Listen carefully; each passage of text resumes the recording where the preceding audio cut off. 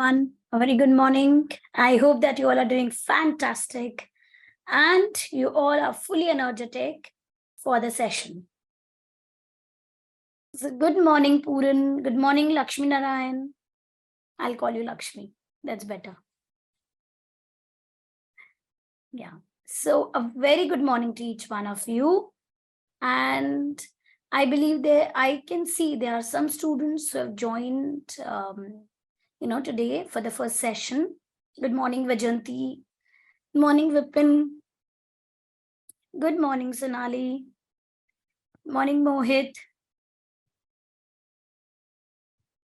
I'll call you by different names now. Okay. Lakshmi. Sometimes Ellen, sometimes this, sometimes that. So just bear with me. Good morning, Malati, Chahat, Suresh, all of you. I can see some students have joined for the first time today. So you guys have not missed much. Yes, last class we just had an introduction session for 2 hours. So wherein I introduced you all to the the tax syllabus, the tax course, and we got ourselves accustomed with ACCA Global website. We did chapter 1. So far we just covered this much, but nevertheless it doesn't mean that you don't have to go through those recordings. I believe if you have in case not gone through the recordings, then please go through them by tomorrow at least. Okay, some of your doubts and queries with respect to your tax syllabus would be sorted by tomorrow, then by going through those videos.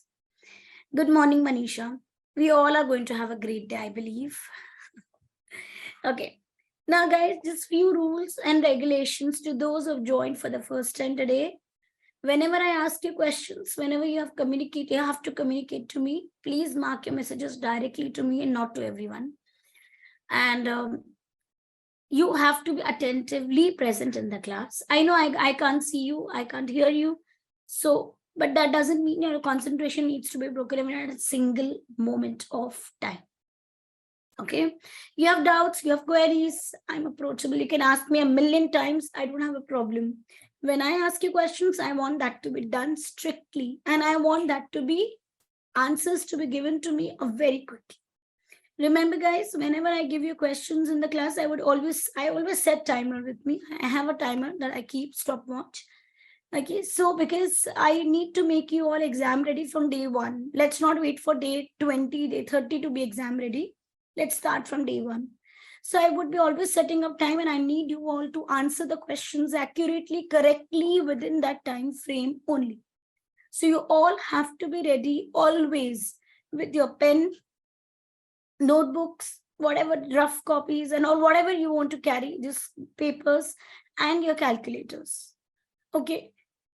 Why I'm not insisting on Excel? Because when we do section C questions, which is still a little while, some more classes, only after that we will be trying section C questions. Section C questions you would be doing on your Excel as well as your learning platform blank space. I would show you also that how you can go through that blank space when the time would be there. Leaving section C questions, nobody is going to do any questions in Excel. You all are just going to do your questions on your calculators and with your pen and paper. Remember to carry the same calculator that you need to carry for your exams so that you are used to of using that calculator so that your speed, accuracy doesn't get compromised. Fine. That's all instructions, and let's start with our day. So we completed chapter 1. This chapter 2 that we are going to do, I'm not going to take up the chapter directly. Let's first go into the Excel, understand the things, and then we will be moving on to the chapter. This chapter is a base chapter. So it's highly, see, so many highlies I've added because it is highly important and critical chapter. I need your understanding, your, attentiveness 100% on the session, on my screen only. Leave your books. Don't worry, I'm going to cover everything. I will not miss a single thing. But I want your attentiveness fully here. Fine? Everybody's with me? Okay, let's start.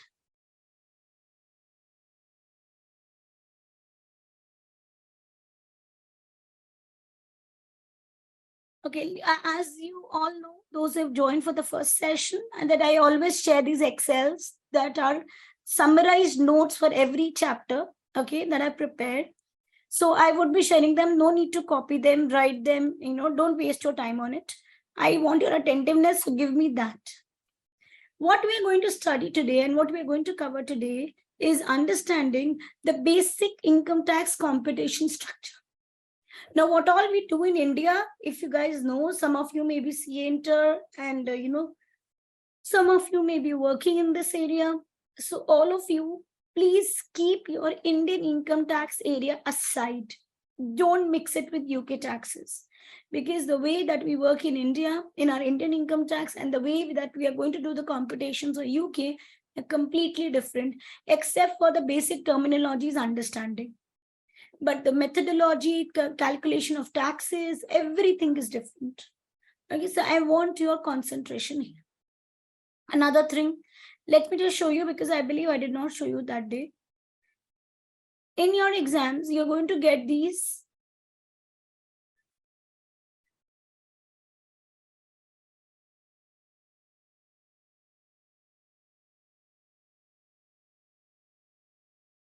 These are called as tax rates and allowances chart. Okay, these tax rates and allowances details, they would be given to you in your exam as a help. Okay, why I'm mentioning this? Because at various places I would be mentioning that you don't need to learn this, you don't need to remember it much, because you will get this data in the exam. Okay, good morning, Prakash. So these are the tax rates and allowances details. I would be telling you time to time. Okay, so just making you used to of this screen, though I'll not be opening it much often because we would be using the text and also I would be telling you that time. Right? So there are various things that I would be saying that, you would be getting this in exam. So don't ask me, ma'am, where we will get it. You know it where, tax rates and allowances. Okay. So let's get started. Now, I believe now everybody has joined the session. So repeating it again for the last time, please make sure that you're joining the session at sharp 9, because maximum at sharp 9:05, I always start the session. So if you join late, you are missing out on something. Don't expect me to repeat it because you joined late. You have queries, I'll repeat it. If you join late, I'm not going to repeat it. Okay, so let's have the punctuality in our class always.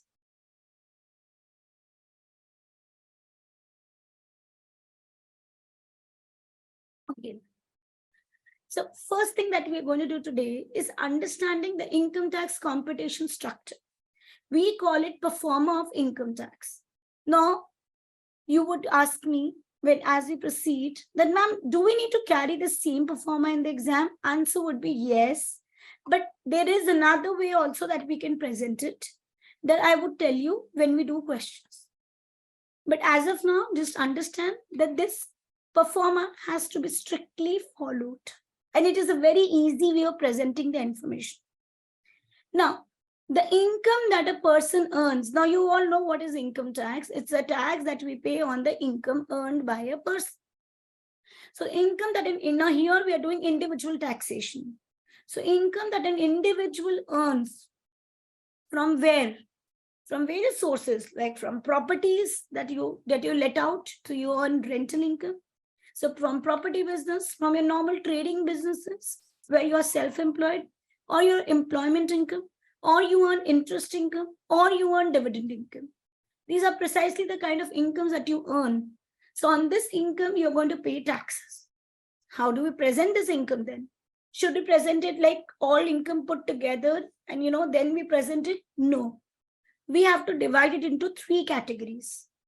Number 1 category is showing the income under non-savings income head. Another category is savings income head. Third category is dividend income head. You no need to learn things, okay? You can just read the headings and then you will get an idea. What is dividend income? Of course, dividend income will contain all the income that is earned from the dividend that you receive from the shares of the companies. So any dividend income earned, directly put it in this column. Sorted. Savings income. Now, savings income is what? What is the income that you earn on your savings? Interest. So any bank interest that you earn, Okay, any bank interest would go into this savings income. There are few interests which are exempt, so that I'll come on to it later. But right now, just understand any bank interest that you earn from where in the amount that you have deposited in the banks or the amount that you have deposited in a building society. What is building society? Building society is nothing. It's nothing related to buildings. Okay, first. In India, we have a concept called cooperative societies. It is almost the same concept that is reiterated over there. So what is the concept? That some people who have common interest, they come together and the purpose is maybe the acquisition of properties. So they come together and they form a group and they get it registered as building society. Okay. What is the purpose of building society? That these people who have formed together their group, among them, there are lenders and there are borrowers. So one person among the group is going to lend the money, another person in the group will borrow the money. So now the lenders and the borrowers, the lender who's lent money will earn interest because he lent money to the other person. The one who's borrowed will pay him the interest. So the interest that the lender earns would be covered under savings income. Why? Because building society also operates more like a bank where the money of the lender gets deposited and then the borrower, because it's not like we don't do direct direct matching, that lender is Mr. A, borrower is Mr. B. No. Those who want to lend their money, it's more like an investment that they're doing. They will put their money in a particular accounts, in different accounts. And then the borrower will get money from those accounts. But necessarily condition is both borrower and lender should be a part of that building society group. So there are various building societies in UK, and let me tell you, they're very, very popular because it saves them from a lot of admin formalities. And generally, when you know the people in the group, there are less chances of default. So there are these things that lead to building society. So any interest that a lender earns from that lending of money in a building society case is also shown under savings interest. Makes sense? Because it's more like an interest income that you earn. So any kind of interest income that is earned by an individual would always go in the savings account. Savings income. Okay. So now we know dividend income, we know savings income. Now a non-savings income is everything which is left over. So you have your business income, you have your property business income, you have your employment income, pensions income, all those will come here in the non-savings income. Let me show you again, understanding of building society interest. So building society, it is a financial institution which is owned by its members as a mutual organization. Building society offers banking and other related financial services also, but core business that it does is savings and mortgage lending. But to its members, it can provide financial services also. Just like your credit unions, or in India, we call it cooperative societies. They generally provide home mortgages, and borrowers and the depositors or the lenders, they are members of the building society. Like I said, the largest building society of the world is Nationwide Building Society, which is located in UK only, which is registered in UK. Okay, so are you all, please tell me, are you all clear till this point that what do I mean by non-savings income? What kind of income would come under savings income, and what kind of income will come under dividend income? Is this story clear to everyone? This picture, these three headings, only this much. And building society interest. And you all can wave, you all can raise your hand, completely okay with me, but I need you all to respond. And there will be too many responses that you have to give in the class. Okay.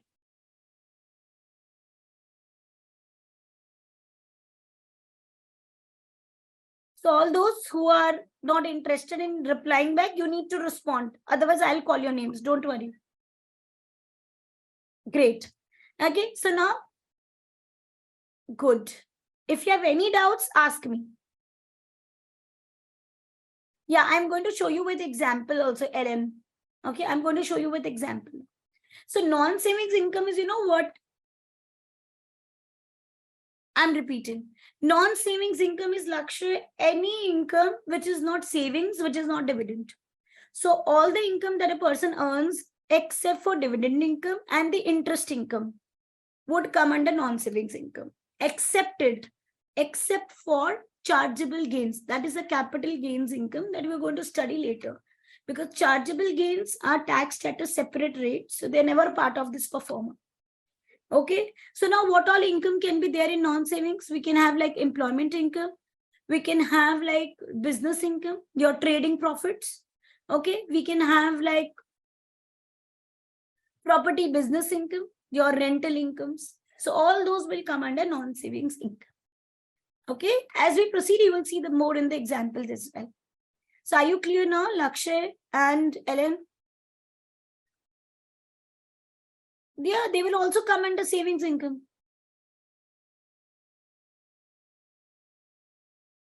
Dakshish, they will also come under savings income. Any kind of interest in the world that you're earning would come here. No, capital gains are never taxed under this performer because they are not taxed at these rates. They are taxed at special rates.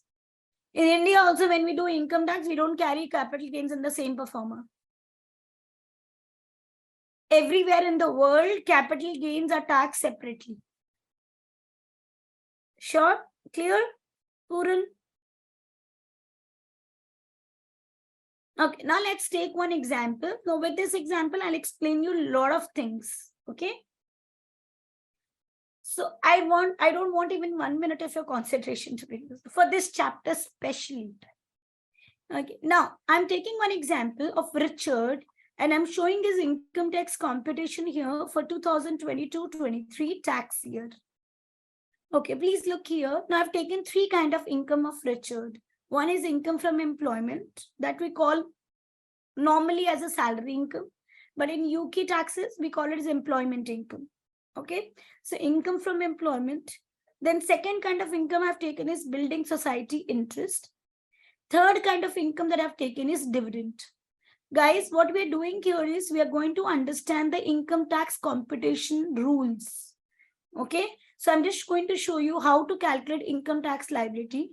There are various steps that we're going to go one by one. After I complete everything, I'm going to summarize it all over again as well. Okay. Now, I've taken that Richard has a non-savings income of 52,000.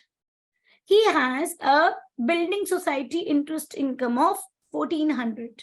Now, building society interest will not be taken under non-savings income, will go under savings income.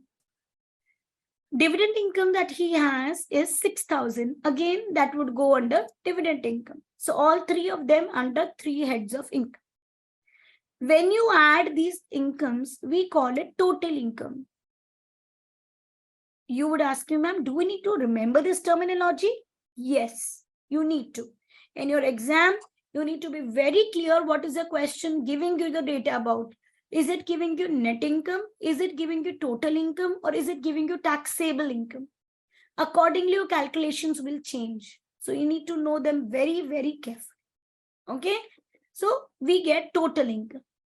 In this performer, when you get total income, you would reduce two things from it. Number one, you are going to reduce qualifying interest relief. And number two, you are going to reduce loss relief. Losses are that you earn over a period of time. Okay, the losses that a company has. Loss relief, we are not going to discuss today. We will discuss it with the relevant chapters. So loss relief, just keep it in the performer right now. Don't ask me any questions about it.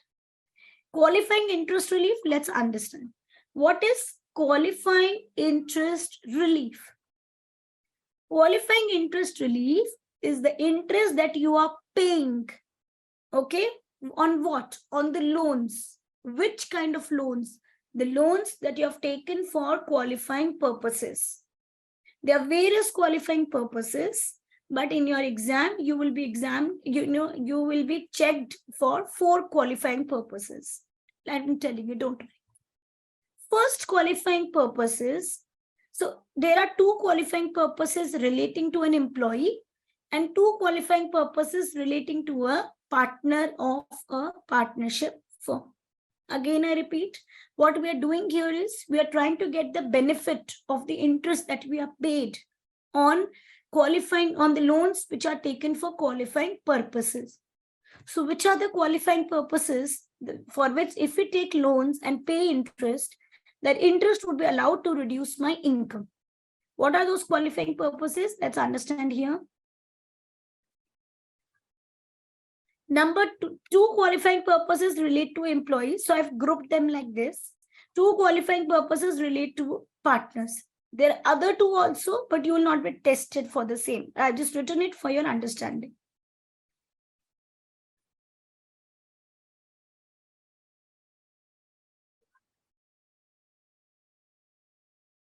Please look here.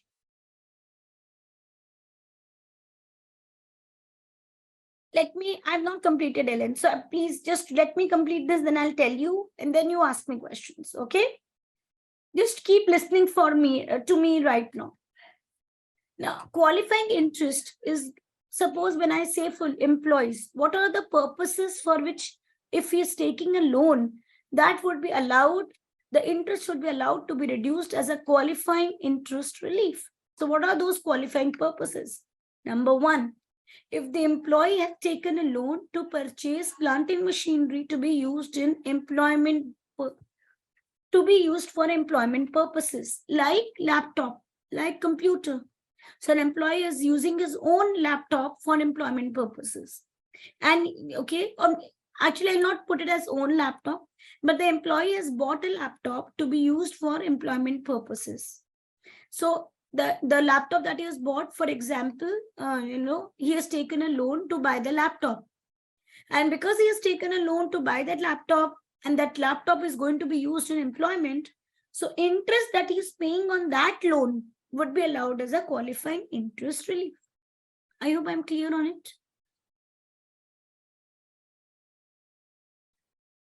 Second, now I'll take a point from partner. Same point like employee. If partner has taken a loan to buy plant and machinery, which is going to be used in the property business, that is going to be allowed, the interest on it would be allowed for qualifying interest relief. Okay, like for example, he's taken a loan to buy computer, to buy projector, to buy any plant and machinery, which is going to be used in the partnership business.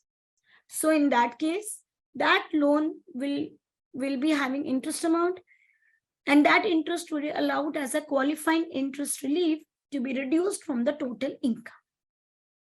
Fine. So 2 points clear for employee and 1 for partner. Second point for employee, please pay attention. Now, if the employee has taken a loan, and why he has taken a loan? To purchase shares in another company. And which kind of company it is? It is an employee-controlled share trading company. Okay, it is an employee-controlled trading company. What do I mean by employee-controlled? That means at least 50% of the voting rights, at least 50% of the voting rights or voting shares, they are held by full-time employee or employees. Again, I repeat, what does this mean? That suppose Mr. A is a director of a company. Okay, generally these cases are applied to directors. Now, Mr. A is a director of the company. Okay, and which company is a director?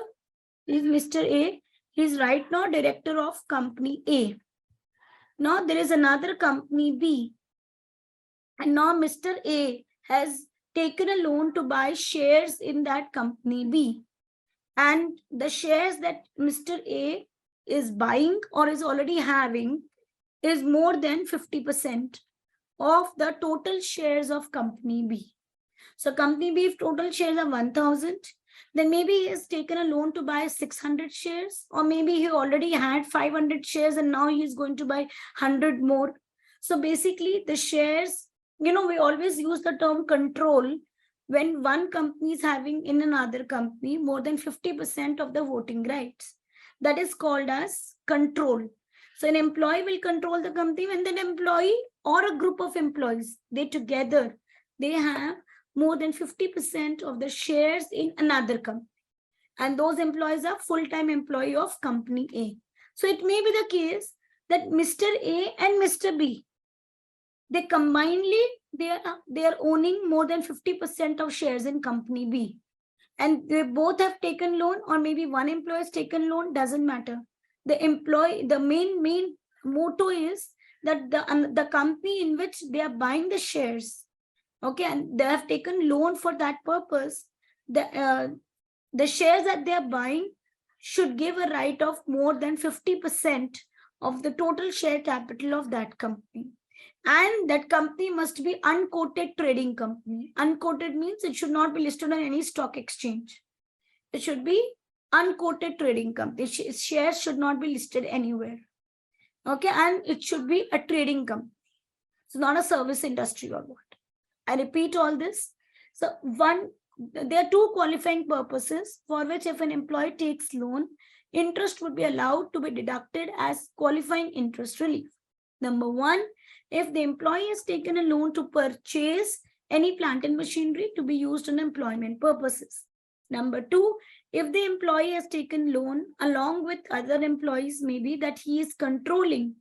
So that he is controlling the other company by way of having shares more than 50% of the total share capital of that company. When I say shares, that it has to be controlled by the employee. Which shares give controlling rights? Equity shares, or we call it ordinary shares. So please remember that either he alone or along with other employees is holding more than 50% of the ordinary shares of that company. If that is the case, then we call it employee controlled company. Additionally, that company's shares need to be unquoted and it should be in trading. If these criteria are getting met, then the loan that the employee has taken to buy those shares and the interest that it is paying, that interest amount would be allowed as a qualifying interest relief. Coming to the partners, two purposes. First purpose is same, that if the partner has taken loan to buy plant and machinery to be used in partnership. Number two, if the partner has taken loan to contribute capital to that partnership. You know that partners contribute capital to the partnership. So in order to contribute capital to the partnership, the partner has taken a loan. Okay. So are you all absolutely crystal clear with this? I'll repeat all of these 4 points, Vijayanti, again. Okay. Number 1 point, employee has taken loan to buy plant and machinery for employment purposes. Number 2, the employee has taken loan to buy shares in employee controlled trading company whose shares are unquoted. That means more than 50% of the voting rights are held by that employee or along with another employees of company A. Number 3, if the partner has taken loan to buy plant and machinery for the partnership business purposes. Number 4, if the partner has taken loan to contribute capital to the partnership. Number 5, if the loan is taken to invest in cooperatives or a loan is taken to pay inheritance tax liability. These 2 points are not going to be tested in the exam. These points are going to be tested. Okay. So now please remember for these points, just for your additional information, this is though not going to be tested, but just for your additional information. From points A, this 2 of employees and 1 of the partner. From points 1 to 3, employees, partner, and loan to invest in cooperatives. Okay. More than 50%. Yes, that would work. Okay, it cannot be just exactly 50, more than 50. Okay, guys, from point 1 to 3, interest can be claimed in 3 years from the end of the tax year in which loan was taken. So if the tax year is ending on 5th April 22, we can interest can be claimed in the return up to 5th April 25. For point number 4, interest can be claimed only in 12 months from the date the loan was taken. Okay. If plant and machinery is used partly for private use and partly for official use, then allowance interest is only given for business use only. Clear?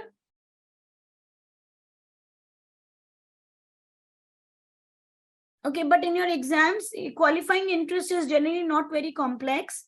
These situations are given, and according to which you have to calculate qualifying interest. And most of the times it is given to you, which you have to include in the performer of return. Everybody clear? If you have doubts, then please put up in the chat box. Only doubts. So let's go on to the performer again. There were 3 heads of income that were given in our example: employment income, building society, and dividends. We put them into the respective headings, the columnar headings: non-savings income, savings income, and dividend income. And there's one more column for total. Okay, total. You get all of these in respective heads. We get total income. Now from that, we are going to reduce 2 things: qualifying interest relief that we have just understood, and number 2, loss relief. Loss relief I'm not discussing today. We'll discuss with the relevant chapters. Okay. Vipin, unquoted means the ones which are not listed on the stock exchange. We have BSE, NSE here. We have NASDAQ. Okay. So we have the shares which are listed on NASDAQ. We call them listed. There are quoted shares. The shares which are not listed, we call them unquoted shares. Am I clear? Why it is written unquoted makes sense, no, Vipin? Because quoted shares, when the shares of the companies are listed, for example, you say Reliance Industries, it has shareholders going into lakhs. So then it is not possible for an employee to control that company. Clear?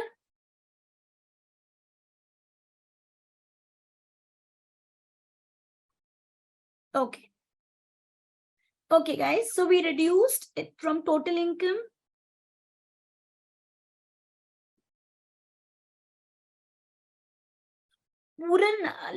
Okay.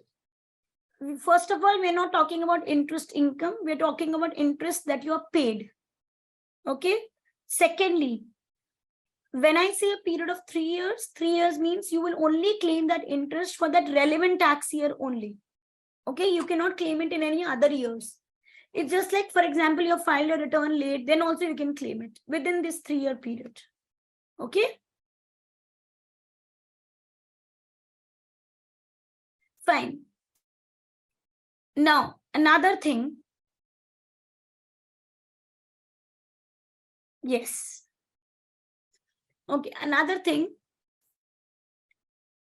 Taxes are going to be read like that. If you ask me, ma'am, why we are giving only these 4 under qualifying interest relief and no other loans, I don't have any answer for it. Why? Because these acts are derived by the finance acts, which are passed in the parliament, which are given by the finance minister. So any problems that you have, please contact HMRC, write a letter to them. Why are you not including other loans? If they include it, then we'll study in the next syllabus. Okay, it is as simple as this. Taxes are kind of rules that you have to follow. Okay, so now please have your concentration here. So total income, from total income, you will reduce 2 things. Then you get net income. Be very clear with the terminology. If your question gives you the net income and then says there is a qualifying interest relief, you're not going to reduce it, because net income is already after it is reduced, the qualifying interest is reduced. So be very clear with the terminologies. Once we get our net income, now it is important to note, because now we are going to reduce an allowance. See, in India, what happens? We have got a slab rate, like, 0 to 2,50,000, there is no tax. In UK, it is nothing like that. Even if you have earned £1, you have to pay tax. Instead, UK government gives you allowances, lot of allowances. Allowances means reduction of your income. First allowance that we are discussing is personal allowance. Personal allowance figure of 12,570 is going to be given to you in your tax rates and allowances chart. What does this mean?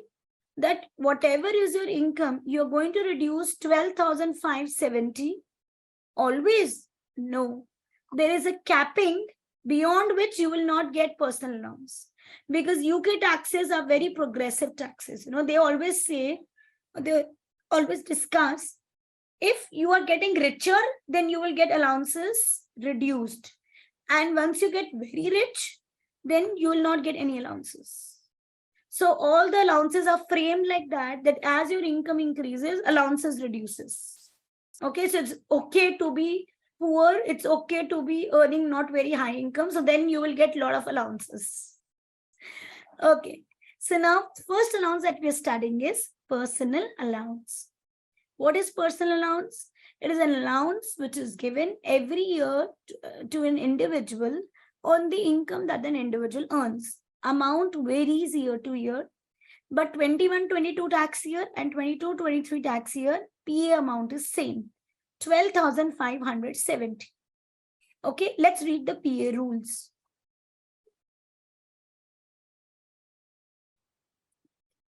Keep listening to me. Like I said, there's an upper capping beyond which you will not get PA, or your PA will start getting reduced. So PA normal is 12,570. Now PA reduction, or we call it tapering of PA. The technical term that we use is tapering of PA. Tapering of PA is reduction of the PA. So what are the rules for reduction? The Act says if your adjusted net income, which we call as ANI, if the adjusted net income is more than 1 lakh, then your PA will be reduced by 50% of excess over 1 lakh. I'll take examples also, but have patience and listen to me. Again, I repeat, if the adjusted net income is more than 1 lakh, now your question is, ma'am, what is adjusted net income? Because what you have taught us is net income. You never taught us adjusted net income. I'm going to tell you now. Adjusted net income is the net income of the individual. Okay, like in this case, you will take the total. Okay, so what is the total net income of the individual? 59,400. So adjusted net income will start with 59,400. Okay, but we do calculations only when your net income is more than 1 lakh. Okay, then only we'll start with the calculations, otherwise we'll not start. So look here, if your adjusted net income is your net income less, two things we reduce to get adjusted net income. What is that? Number one thing that we reduce is gross gift aid donations. Next, second thing that we reduce is gross personal pension contributions. Let me take first point, then I'll take second point. Okay, gross gift aid donations. First of all, that amount that we are going to take is gross amount. Gross means you are going to take the tax effect also. How? I'm going to show you. Look here. What do I mean by gift aid donations? We donate to the charities, we donate to the different, charitable trust, institutions, donations. Those donations are simply gift aid donations because you gift them. You don't, take anything in return for them. So that is called as gift aid donations. Why aid? Because aid means you are helping. So we help the charitable trust, right?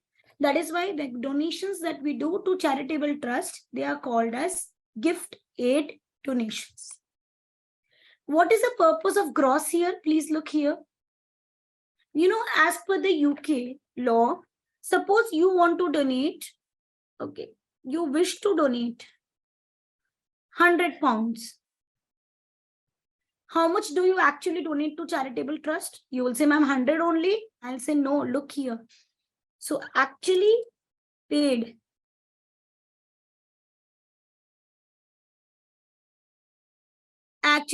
to charitable trust directly is only 80. So I want to donate 100 to the charitable trust, but actually that I'm paying directly to the bank account is only 80. So you'll say, ma'am, what 20 you have kept in your own pocket? No. I'm not going to keep in my own pocket. Instead, I transfer to HMRC this 20%. Okay. So again, I repeat, whenever we donate anything to a charity in UK, we transfer only 80% of the donation amount to the charity. 20% we transfer to HMRC. And then HMRC will give this benefit to charity when they file their return. Okay, it is why you are taking it as VAT, whereas the concept of VAT come here. Okay, you are saying just like we pay to VAT. No, please don't mix it. Okay, it's just like TDS that you deduct. What happens to the employers? They deduct TDS. So they pay you, suppose 100 is the salary to be paid, they pay you 80, 20 they pay to the HMRC. And then you can claim that 20 when you file your return as TDS paid. Am I clear, Puran? Am I clear, Prakash? Sorry.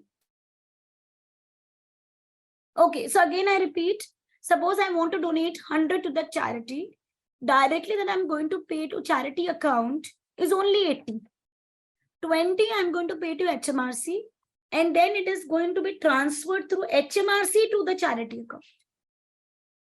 Okay, ultimately it will get 100, but not directly through me. 80 through me and 20 through HMRC. What do we call this 80 that we pay? We call it net amount. And 100 that we donate is called as gross amount. How do we calculate ANI?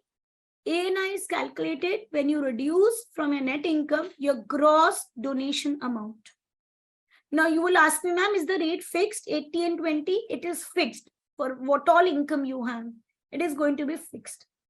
The rate is all whenever in your HMRC or in your Income Tax Act in UK, whenever the term net is used, we use it for 20%, 80%. Whenever we take gross, we always gross up with this 80-20 criteria only. Now, guys, if you want to get the gross amount from your net amount, how do you do that? You will always take the amount that you are paid divided by 80%. And you will get your gross amount. Remember it. Okay, so grossing up is easier now. Yeah, the charity has to be for UK only. I'll come to those rules also. Am I clear with this? So now how do we gross up? We always take the amount that we paid to the charity divided by 80%. Okay. Yeah, Suresh, yes, but I will not use the term TDS. In TDS, in UK, we call it payee. It is not pay that we say that the amount is paid through HMRC. Okay. Because in your employment income only, we take pay. So let's not use the wrong terminologies. I will tell you the terminologies as we progress in the chapter. I will take you to that topic as well. But right now, are we clear how do we gross up? So now if the question gives you net donation amount or the donation which is paid, you know now how to gross up divided by 80%. So the donation amount that is paid to the charity would be reduced here as gross gift aid donation. Remember, you'll only reduce the gross amount. You will not reduce the net amount. After we reduce gross gifted donation, if the question gives us, we're also going to reduce gross personal pension contribution. Now you know the term gross now, because the pension contributions that we make is always 80%. Again, to gross up, we divide it by 80%. Same format. What do I mean by personal pension contributions? Personal pension contributions means when you're contributing to, that is when you are paying towards the personal pension schemes. We are going to cover the pensions chapter, but just giving a brief up. There are two kinds of pension schemes. Number one, the pension contribution which is paid as a part of your employment income. Like in India also we have no contribution to Provident Fund, contribution to pension schemes and all, which is deducted from the salary. So those are called as occupational pension scheme. But like for example, I'm a self-employed person. Okay. No, I don't have any employment. So when I don't have any employment, how would I pay? How would I contribute to my pension, future? How would I contribute towards my pension corpus? I will contribute it through, individually investing in different pension schemes. And when I'm doing it individually and not through employer, we call it personal pension scheme. Again, we take gross amount of it. Both the things, gross gifted donation and gross personal pension contribution. Both of them we reduce from ANI, we reduce from net income to get ANI. Once you've got your ANI, please take the amount which is more than 1 lakh. So take the difference. Whatever is the difference, which is more than 1 lakh, okay, please take 50% of it. That 50% will be not allowed as a PA. Okay, so now that 50% you will reduce from your 12,570 and the remaining amount only will be allowed as PA. Let's take 3 examples to understand the same. And then if you have queries, please tell me. Again, I repeat what we have discussed, then I'll take 3 examples.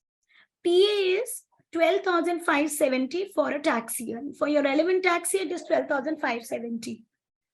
Now, if the adjusted net income is more than 1 lakh, then PA will be reduced.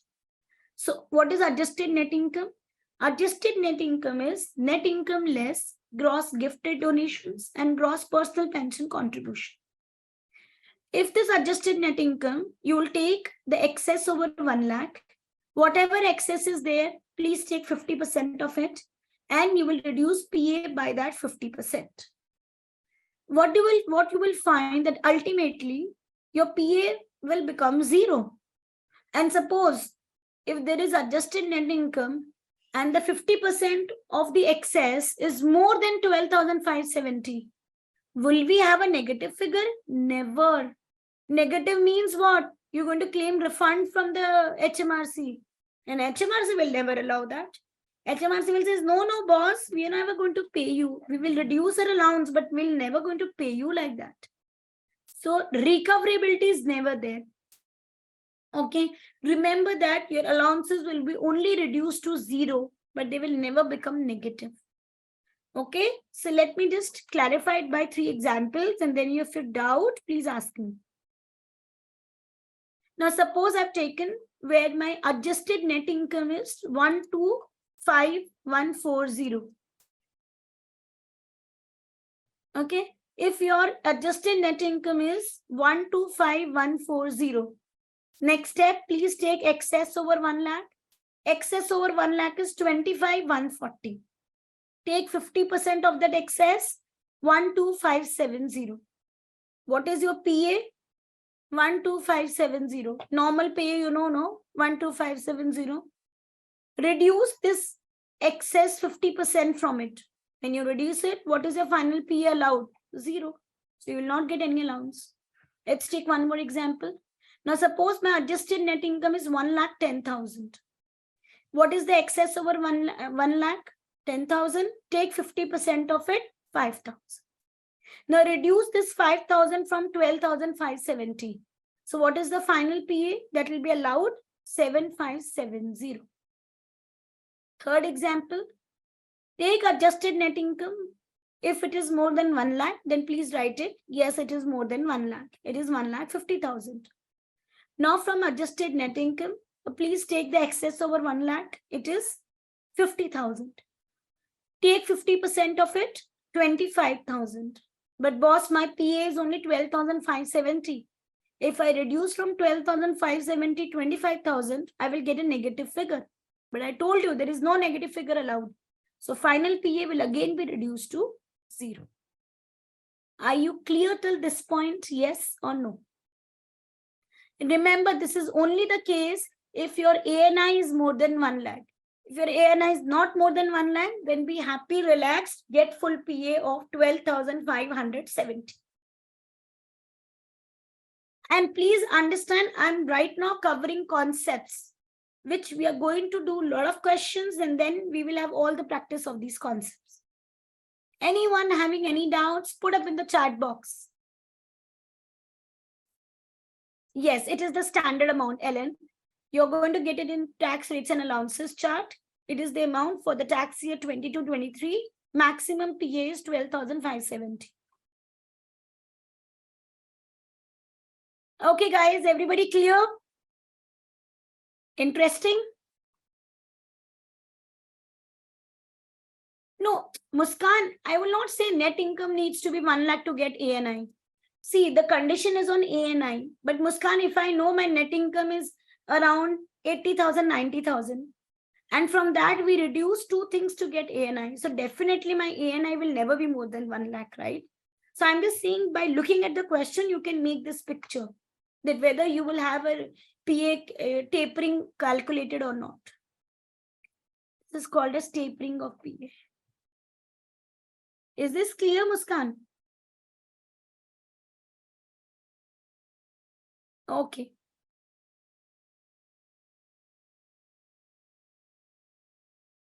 Fine. Please mark your points to me, dear. Messages to me. Okay, so let's quickly look at the summary again. And I believe taxes are looking now interesting or they're boring. Quick.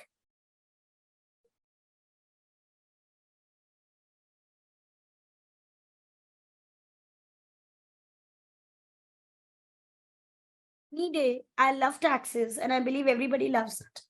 Okay, Pura is thinking, ma'am, it's boring and interesting. Because, ma'am, you're telling me so many concepts, it is boring. Boss, unless you know concepts, you will never do questions. Okay, so make it interesting for you. Okay, so quickly, guys, bear with me for the concepts, and I believe it's not that boring. Yes, yes, yes, Lakshya. Okay, I'll tell you where you have to write it. Okay, you will like here. Now, Lakshya has asked me, ma'am, if suppose we have got, like in this example that we did know, if suppose we have got our PA as 7570, where will I 7570? You will write it here. So when we write PA, no, we write 12,570. Instead of 12,570, then I will just write 7570. Okay. Now, few points to note. In your taxes, ACCA has given one guideline very clearly. So whether it is a qualifying interest relief, whether it is a loss relief, or whether it is PA, there is a sequence in which it will be adjusted against your non-savings, savings, and dividend. First, you will always adjust your relief or PA against non-savings income. Now, if suppose your non-savings income is only 12,000, you still have 570 remaining for PA, then you will write here 12,000 and you will reduce then 570 from your savings income. Clear? So first you will adjust fully your non-savings income, then your savings, and then your dividend. Then you will say, ma'am, what if after dividend adjustment also we have some PA left? Then it will lapse. It will never be carried forward to next year. It will lapse. Okay? So if your total income is, the total of your net income, if it is less than your PA, then of course some portion of PA will lapse. Are you clear now? Ellen, you had asked me this, and Lakshay, some of you have asked me for the sequence. So I believe we are clear. Relief are also going to be adjusted in the same sequence: non-savings, savings, and dividend. And your ACCA team has written it very clearly, your examining team, that boss, you have to follow the same sequence only. You cannot create your own sequence. Okay? Now, when we reduce from a net income PA, then we get taxable income. Okay? Why we call it taxable income? Because now finally it is the income on which we are going to pay taxes. Okay, so now we have reached that stage where we are going to calculate taxes. Again, let's discuss the summary. We get all the kinds of income, we group it, put it in the respective columnar heads. Then we get total of it, which is total income. From that, we reduce the loss relief and the qualifying interest relief to be written in the same sequence. Then we get net income. From that, we reduce PA and we check the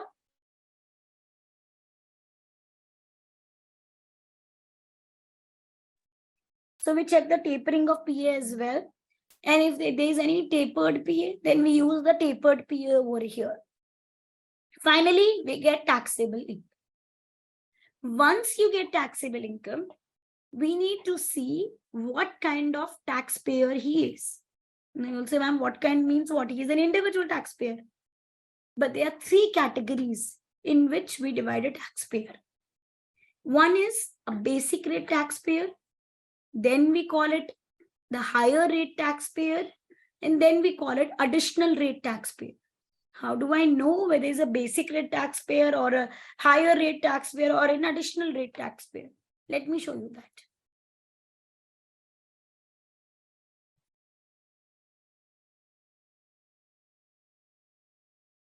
Please look here on this slab. Now again, these tax slabs are going to be given to you in your exam. So don't worry, you don't need to learn these tax slabs.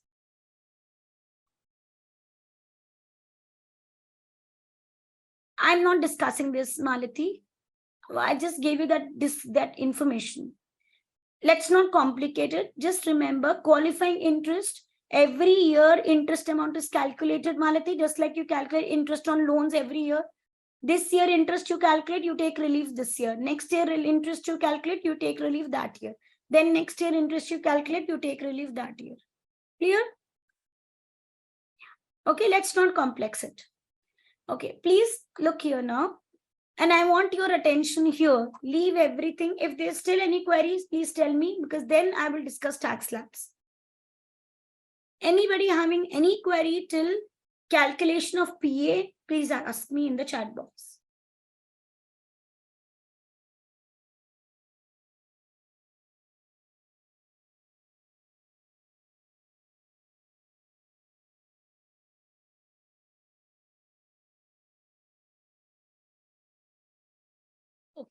Okay, now let's start.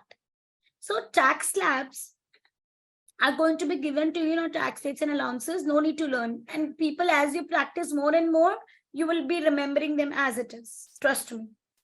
Okay, so now there are 3 tax slabs which are given to you in your UK taxes, and that are applicable universally for non-savings, for savings, and for dividend income. Slabs are same. Okay, so how do we tax according to slabs? I'm going to show you. Don't worry for that. There are some separate rules for savings and for dividend that also I'm going to explain to you. But please listen to me here. If my income, which income when I say? Total of the taxable income, total of non-savings plus savings plus dividend. If the total of the taxable income is up to 37,700 only, then I would say I'm a basic rate taxpayer. If my income, which income? Taxable income. So if my total taxable income is up to 150,000 pounds, that is, my total taxable income is maybe 60,000, 50,000, 90,000, 120, 130,000, whatever it is. But it is up to 150,000 pounds only. Then, since I've exceeded the basic rate, now I'm into the higher rate. So I'm going to be called as a higher rate taxpayer. However, if the total taxable income of the taxpayer exceeds 1,50,000, and it can be any amount after 150,000, any amount, then we will say that the taxpayer is an additional rate taxpayer. That means he's a very rich taxpayer. So he will get, generally he will get reduced benefits comparing to the other ones. Most benefits are enjoyed by the basic rate taxpayer. Okay, please see that the starting limit is 0. So there is no minimum slab beyond which we are going to start. If you earn £1 also, you are covered in the basic rate tax category. Okay, again I repeat. So there are 3 slabs.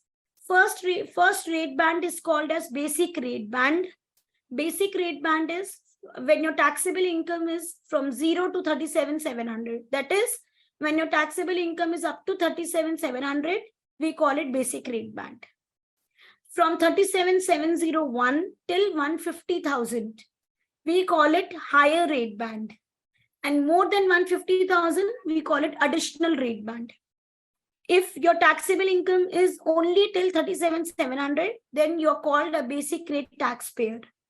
If your income is taxable income is up to 150,000, then you are called as higher rate taxpayer. And after that, you're going to be called as additional rate taxpayer. The tax is applicable on a slab rate basis. So the taxable income up to 37,700 is taxed at 20%. Then higher rate band is taxed at 40%. And then additional rate band is taxed at 45%. Okay. So I hope it's clear. Again, I repeat, and then I go to the specific benefits that are given for savings and the dividend income rate band. When the taxable income is up to 37,700, this is called as a basic rate band, and the category of the taxpayer is a basic rate taxpayer. Tax applicable is 20%. If the income goes up to 150,000, we call the taxpayer as a higher rate taxpayer, and the band 37,701 until 1,50,000, it is called as higher rate band. Please don't do the mistake where you take 0 to 150,000. No, it is 37,701 till 1,50,000, because like in India, in UK also we pay taxes slab rate wise. Yes, Mohit, I have clarified it in the beginning. You are just doing individual taxation only. And till maybe 15, 16, 17 chapters, we're just going to do individual taxation. Okay? When we come to corporations, I will tell you that. So you just have two categories to do in the exam. One is individuals and one is corporations. Okay? So now again, I hope we are clear till this point. The rates, you don't need to learn, you will be given in the exam. Now, are there any specific category benefits? Like suppose if I have non-savings income, if I have savings income, and if I have dividend income, do they separately also enjoy some benefits? Non-savings, no, it doesn't enjoy. It is to be treated like normal. There is no specific rule or allowance or benefit or any kind of rate benefits which are given for a non-savings income. When you come to savings income, now here you will enjoy two nil rate bands. Nil rate bands means for that particular clause or for that particular income, 0% income tax would be charged. Nil rate band means for that rate band, you would be taxed at 0%. Which are the two rate bands? Please keep listening here. For savings income only. That means if I don't have savings income, I will not enjoy these rate bands. Okay, this is only when your income is savings income. So till now, whatever we have studied, it is over and above that. Number one, nil rate band enjoyed by a savings income is 5,000 starting nil rate band. What is 5,000 starting nil rate band? It says that just see your non-savings income, because first comes non-savings, then comes savings, right? Please see your non-savings income. Please see whether your non-savings income is less than 5,000. Okay, if you see that, okay, fine, my non-savings income is less than 5,000. Suppose it is 4,000. Now, please take whatever is your non-savings income, which is less than 5,000. Suppose my non-savings income is 4,000. Okay, here the benefit is 5,000 starting nil rate band. So I have to compare it with 5,000 only. Non-savings income is suppose 4,000. Starting nil rate band, 5,000 starting nil rate band takes 5,000 limit. So what is the amount that is still, I have that leverage that will add up to 5,000? You will say 1,000, because I already have 4,000 in non-savings income. If I add 1,000 more only, then it will become 5,000. Everybody is with me? Now, what do I do with this 5,000? Whatever savings income you have, up to that 1,000, you will be taxed at 0%. Let's see examples to understand it.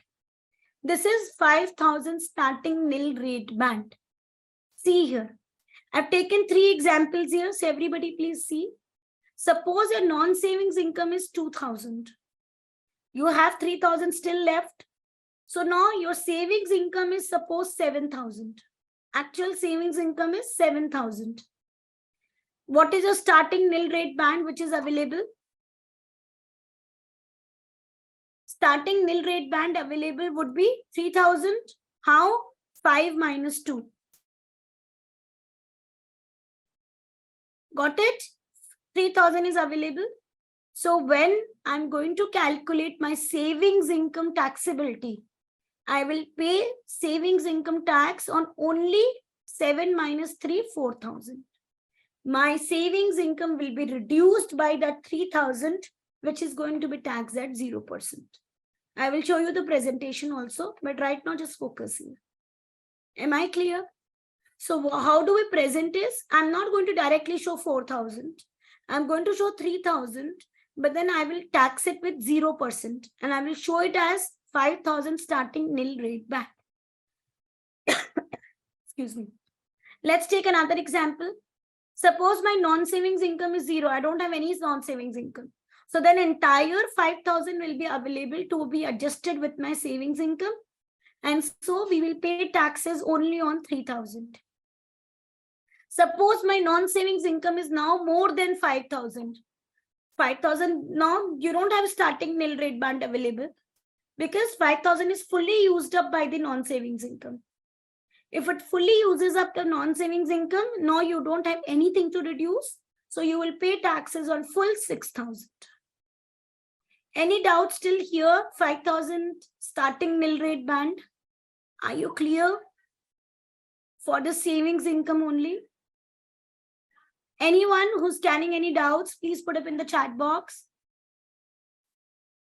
5,000 starting nil rate band. Yeah, I'll explain again, Lakshya. Muskan, why we are seeing NSI is, the term here is starting nil rate band. And yes, listen to me. Muskan, I've said that in your taxes, you will always go in a sequence. First, always you're going to see non-savings, then savings, and then dividend.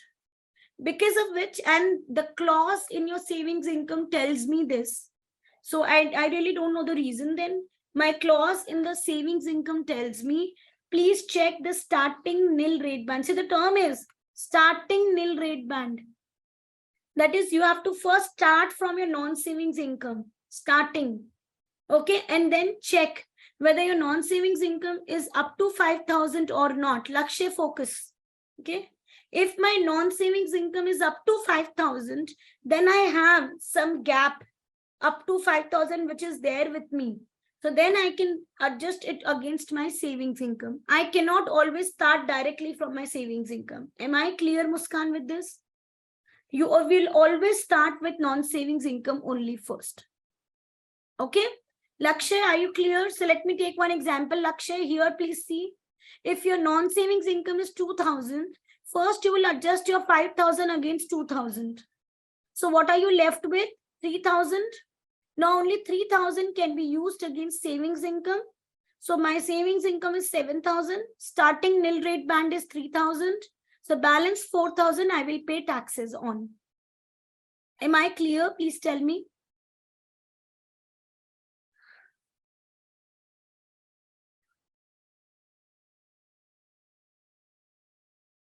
Okay. So everybody, are we clear with this 5,000 nil rate band? And don't worry, I'm going to do questions also after it. Okay. Just one or two more concepts and then summarizing everything, and we are going to be jumping on questions. Now, there is one more nil rate band available in savings income. See, so generous HMRC is.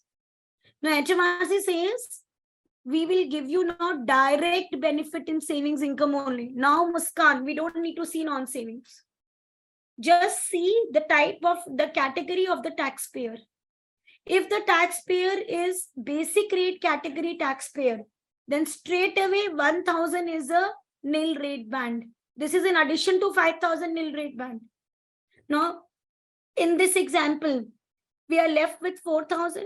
And suppose this is the only income that we have. Now we know that the person's income is within 37,700. So it is a basic rate taxpayer. Out of this 4,000, again 1,000 will be in nil rate band. So finally, the taxpayer will pay taxes only on 3,000. Okay. So if you are a basic rate category taxpayer, you will get up to 1,000. Why we say up to? Subject to your savings income. If your savings income is only not remaining to be 1,000, then you will not get the benefit of full 1,000. Okay, I'll repeat again. Muskan, have patience. I'm telling you 2-3 times. Okay, instead of typing, trust me, I'm going to ask you also whether you're clear or not. But at least let me complete the topic. Okay, complete the point. Then it would be more better for you to understand. Okay, so have patience. This pay attention, have patience. I'm going to ask you 100 times if you have a query. Don't worry for that. Again, I repeat, what is the second clause for savings income? The second clause for savings income is, now I'll write one more column here.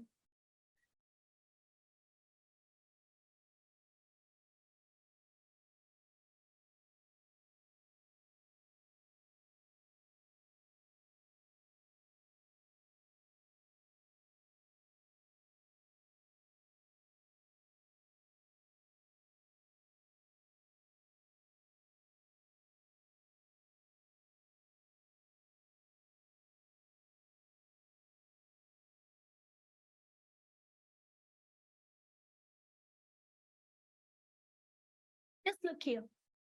Now you all know that what is a basic rate category, what is the additional rate category, what is higher rate category, right?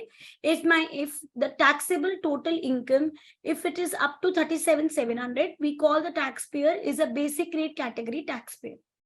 If the taxable income goes up to 150,000, then we call the taxpayer higher rate taxpayer. If the tax rate goes, the tax category goes up to, the taxable income is more than 150,000, then we call the taxpayer is an additional rate category taxpayer. Once you have established the category, now we will see this second benefit which is given under the savings income. This benefit says that whatever is your savings income remaining after you have given the starting nil rate band, you will get additional nil rate band. That means up to this income, you will additionally get 0%, deduction. That means you will pay taxes lower on these amounts. Just look here. So there are only two categories who enjoy this nil rate band. If you are a basic rate category taxpayer, then you will get up to 1,000 as the nil rate band. If you are a higher rate category taxpayer, then you are going to get only 500 as a nil rate band.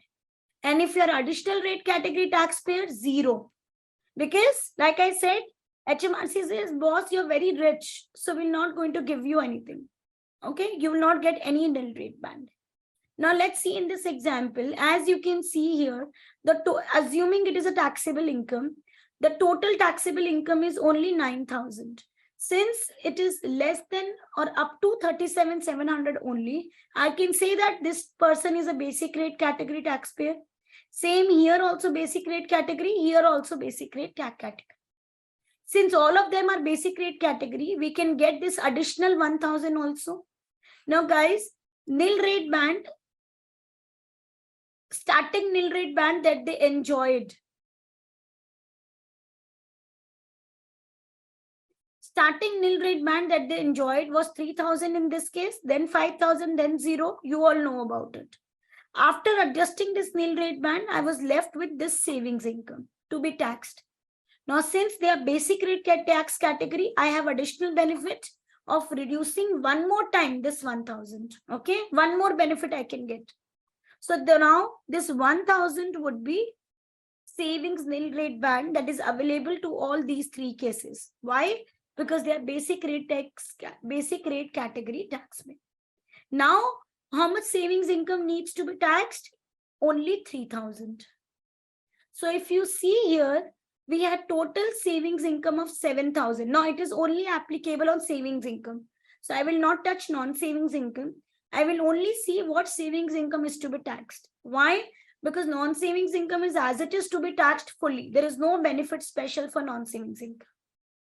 So if I had savings income of 7,000, by adjusting the starting 5,000 nil rate band and the nil rate band, I am now left with savings income of only 3,000 to be taxed. In the second case, we had savings income of 8,000. And after adjusting the two savings nil rate bands, now we're just left with 2,000 to be taxed. In the third case, we had 6,000 as the savings income. And then we are left with 5,000 to be taxed because we did not get starting nil rate band here, 5,000 nil rate band. We just enjoyed the savings nil rate band. Am I now clear, Muskan and everybody? Is this clear? The two rate bands available to the savings income. Number one, 5,000 starting nil rate band. And number 2, nil rate bands based on the type of taxpayer you are, the category of the taxpayer. The taxpayer is a basic rate category. Then, just a moment.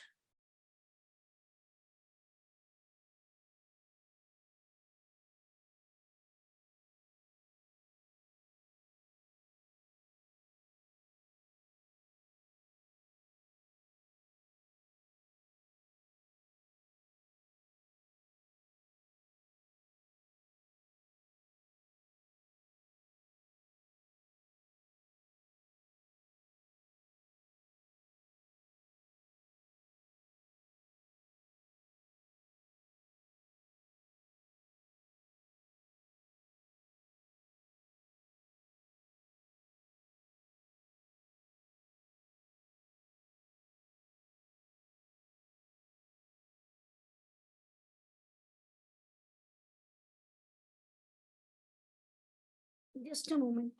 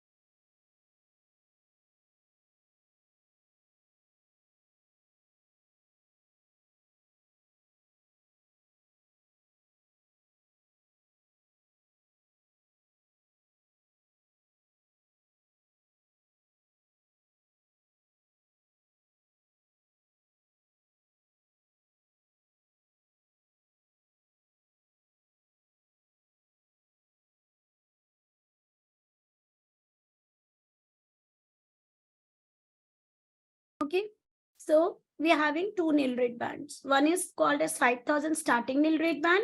Another is called as nil rate band for savings it. If basic rate category taxpayer, up to 1,000.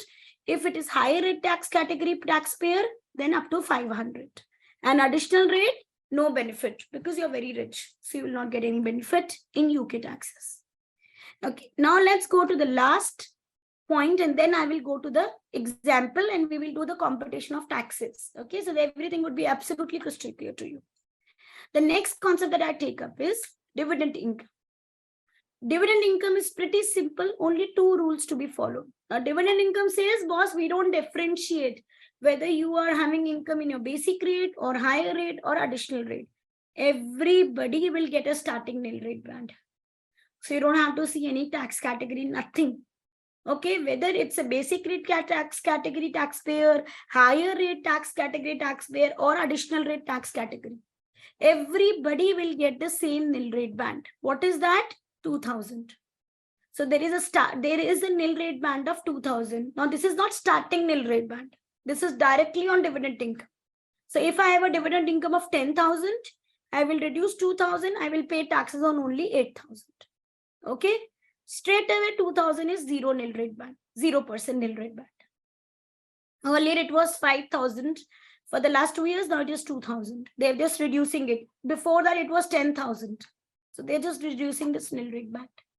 Now another different point for dividend income is the rates of dividend are different.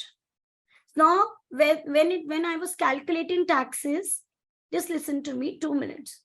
When I'm calculating taxes for non-savings income or savings income, I am going to use the same tax rates, 20%, 40%, 45%. This is what we have read, 20, 40, 45. But when we calculate dividend income and we have to calculate taxes on dividend income, the tax rates are different. Do you need to learn it? No, it would be given to you in your tax rates and allowances chart. Okay, so when I say dividend tax rates are different, it means that if your income is up to 37,700, then you're a basic rate tax category taxpayer. So then you would pay taxes at 8.75%. not 20%, 8.75% only on dividend income. If my income is between 37,701 till 150,000, then I'm not going to pay taxes on 40% on the dividend income. I'm going to pay taxes at 33.75%.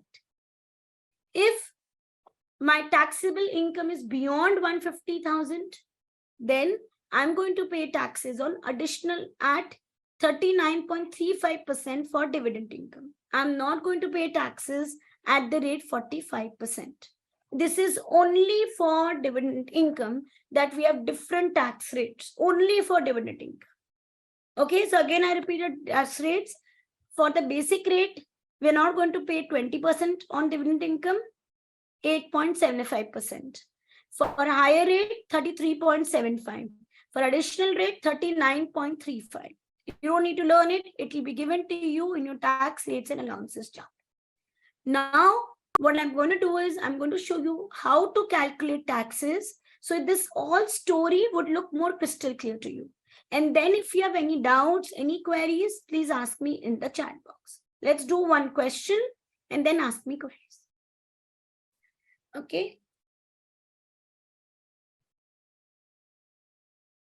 Okay, so let's start. First step, you have got your taxable income, non-savings, savings, and dividend. Add the three and we get total taxable income. Why? Because I have to determine the category of the taxpayer. Since we have dividend income, since we have savings income, in order to get the nil rate band, I need to see the category of taxpayer. When you add these three, you get 46,830. Is this more than 37,700? Yes. So that means I am in the higher rate tax category because my taxable income is not beyond 150,000. So I'm not in the additional rate category. Got it? So please write it there that you are a higher rate tax category. I've written it here. Okay, now let's go to your taxability. When you calculate taxes in your exam, also same performer is to be used. We will always calculate taxes by making group. First, we will take the group non-savings, then savings, then dividend income. Please see how. Okay, so I have taken here income tax calculation. First, I'm taking non-savings income. What is non-savings income? 39,430. Boss, it is more than 37,700. So that means in non-savings income only, I have to use two tax rates. First, up to 37,700. Then secondary from 37,701 till 39,430. Because in non-savings income only, my rate band has got exceeded. So please see, till 37,700, I will tax it at 20% because till 37,700, the tax rate is 20%. So I've written here the income levels. This is taxable income. And this is the income tax calculated. Taxable income is 37,700. We have calculated tax on it by multiplying 20%. Now please take the non-savings income only beyond 37,700. My non-savings income is 39,430 less 37,700. That will be taxed at 40%. So that will be 1,530. You will always cross-check it. The total of taxable income for this category should match this taxable income. This category total is 39,430. It is matching with my non-savings income. Now, since it is in higher rate, I need to multiply the higher rate tax rate, which is 40%. So I will multiply it with 40%. Non-savings income story over. Let's go to savings income. If you have any doubts in between, please put up in the chat box. Okay. Savings income, please see. Before even I go to savings income, we will check 5,000 starting nil rate back. If it is not there, I will not write it in the list only. Okay. Please see, can I claim 5,000 starting nil rate band? Please tell me yes or no. If no, if yes, give me a reason. Everybody will put up in the chat box.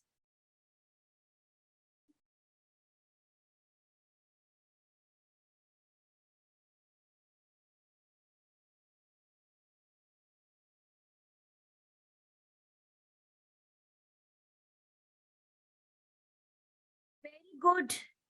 Puran, I want everybody to give me the answer.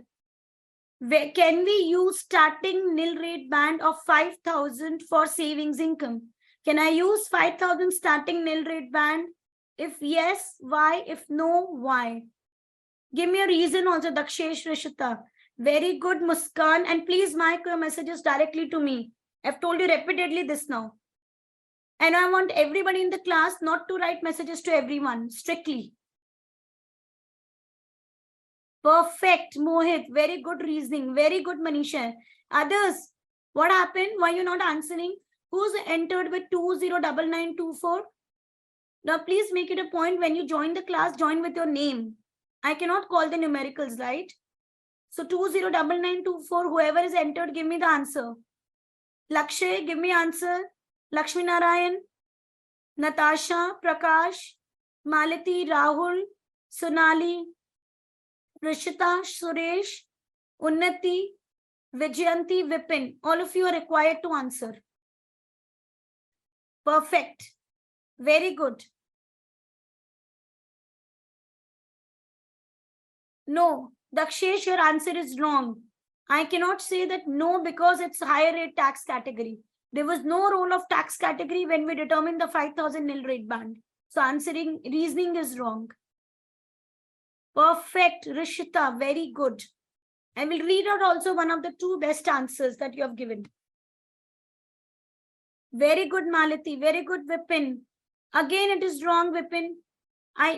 We have never read that 5,000 starting nil rate band will have any role with the tax category. So don't give wrong reasoning. Okay, not a problem.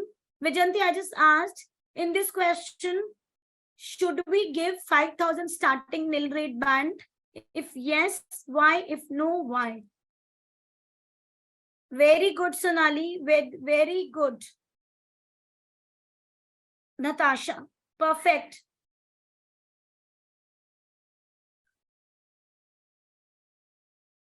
Those who have not answering, I'm going to again call your names then. I want each and every student in the class to answer my questions.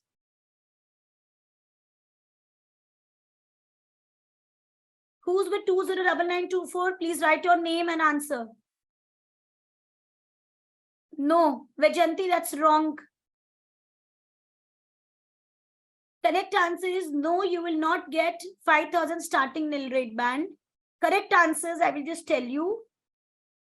Because Rishita said, ma'am, because all 5,000 is already used by the non-savings income.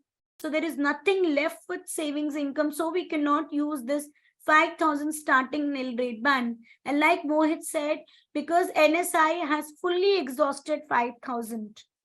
Very good. So are you clear now with the reasoning? Dakshesh, Vijanti, and Vipin, are you guys clear now? How do we reason now? Yes. So we will not get 5,000 starting nil rate band for savings income because this non-savings income is already more than 5,000. It is already used 5,000. So there is nothing left to be used with savings income. Clear? Vajanti, are you clear now? Okay, next question. Please tell me, will we get 1,000 nil rate band for savings income in this case? Will we get 500 nil rate band for savings income in this case? Or will we get 0 nil rate band? I want answering in the chat box quickly. 500, 1,000 or 0? What nil rate band additionally we will get, which is an addition to the starting nil rate band of 5,000? Suresh wrong. Natasha correct. Lakshay correct. Manisha, Dakshesh, Lakshmi Narayan, Prakash, Rashita, Mohit perfect. Manisha, very good reasoning, Manisha and Mohit. Very good, Puran. Reasoning correct. Rahul wrong. Muskan correct. Perfect, Muskan. Very well explained. Malati wrong. Rest everybody answer.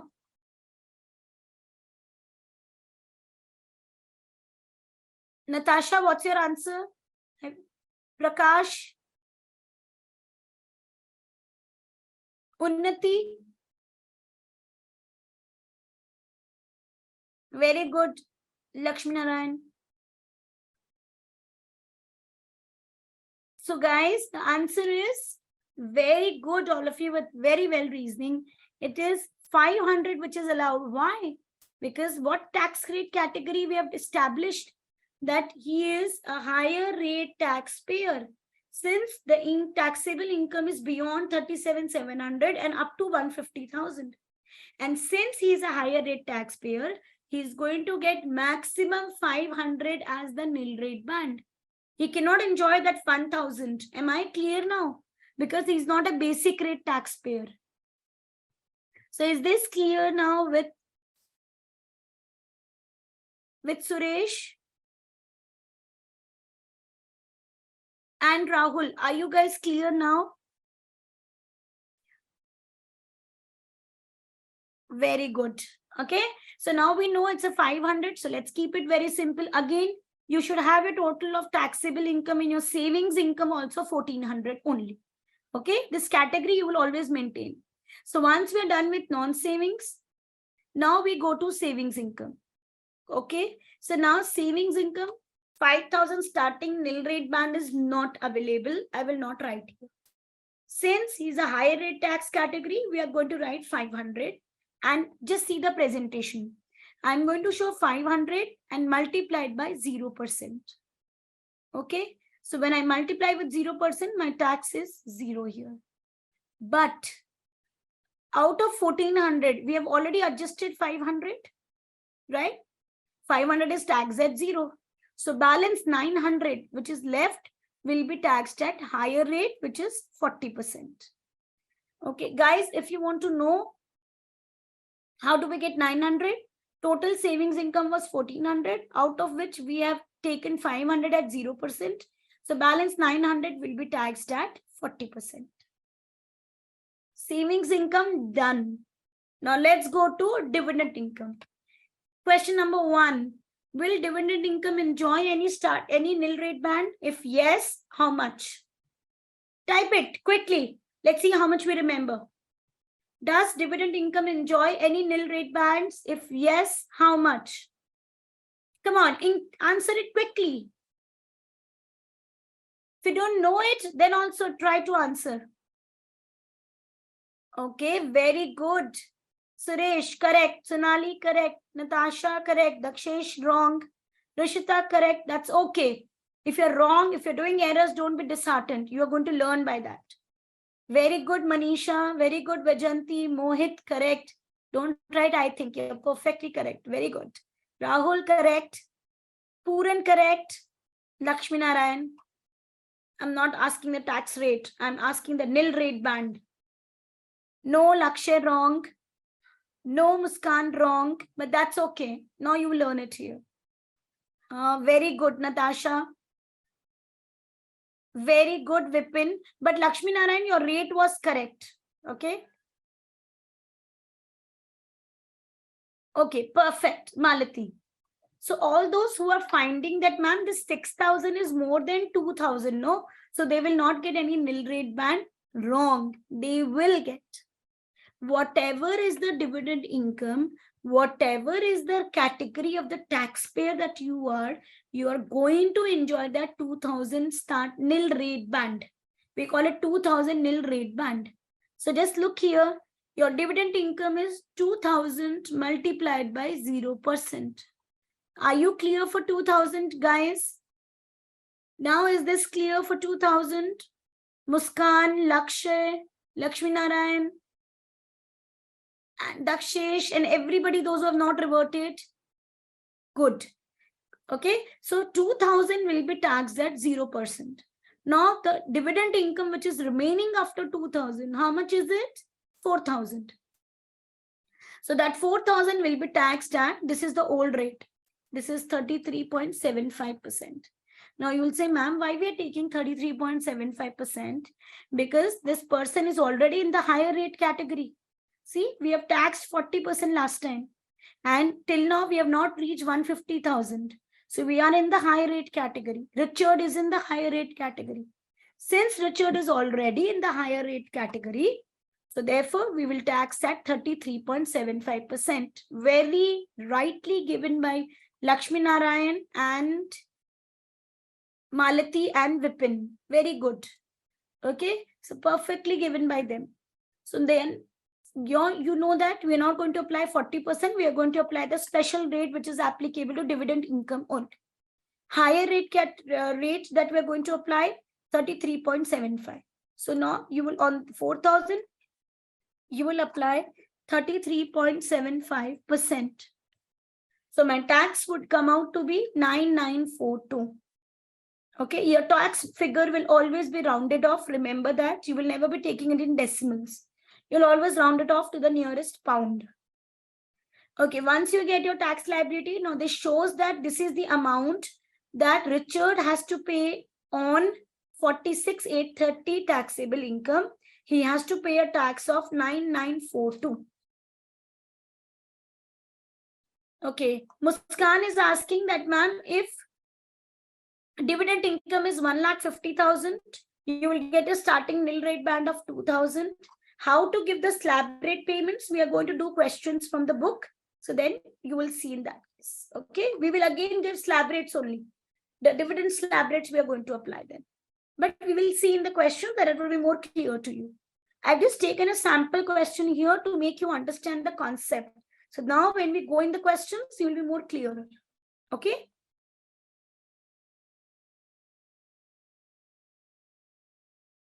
Okay, guys. So are you clear till this point?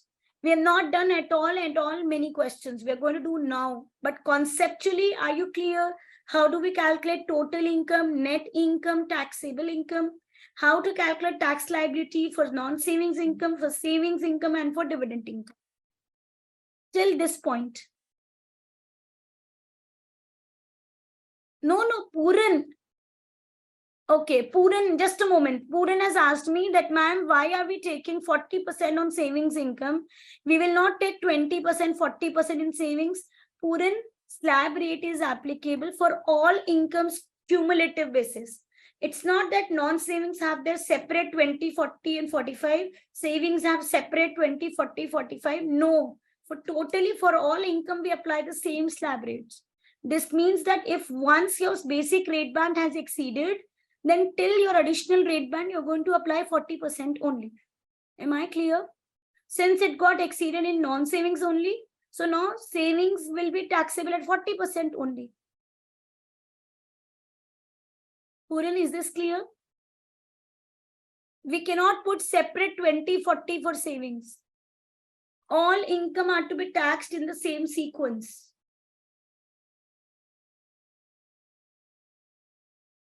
Puran, are you clear or not?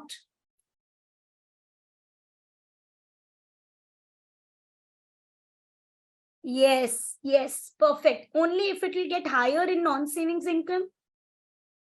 No. Puran, please, it doesn't matter whether you are in non-savings income, it has got higher or low, basic or additional. Just see the income till date. Not, please see the tax, the non-savings income was 39,430. It was already more than basic rate band. So we applied 20 and 14 basic rate band. Now, when you add this savings income along with non-savings, it is 40,830. That means you are there in the higher rate category only. You are not yet exceeded the additional rate category. If you exceed additional rate category, then only the rate will change.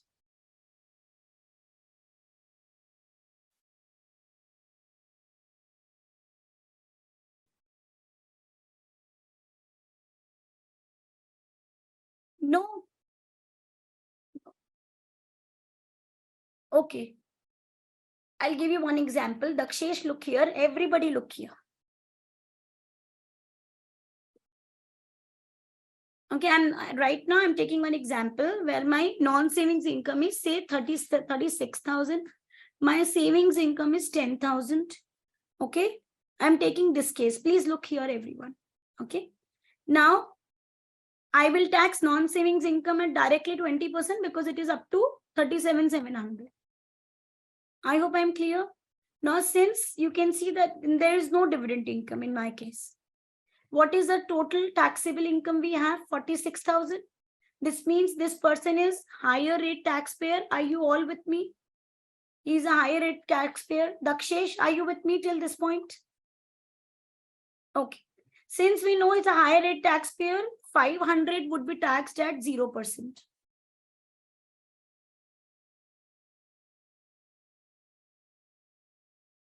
Okay. Now, what are you left with? 9,500.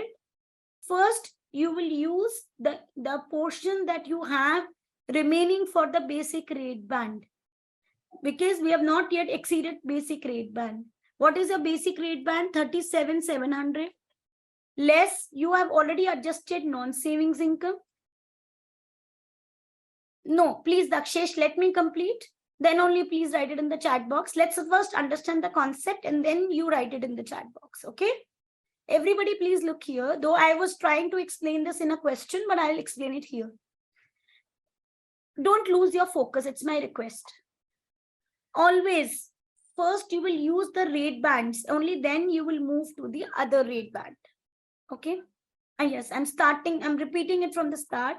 So all that, I want your attention here. I keep telling that and I want it here.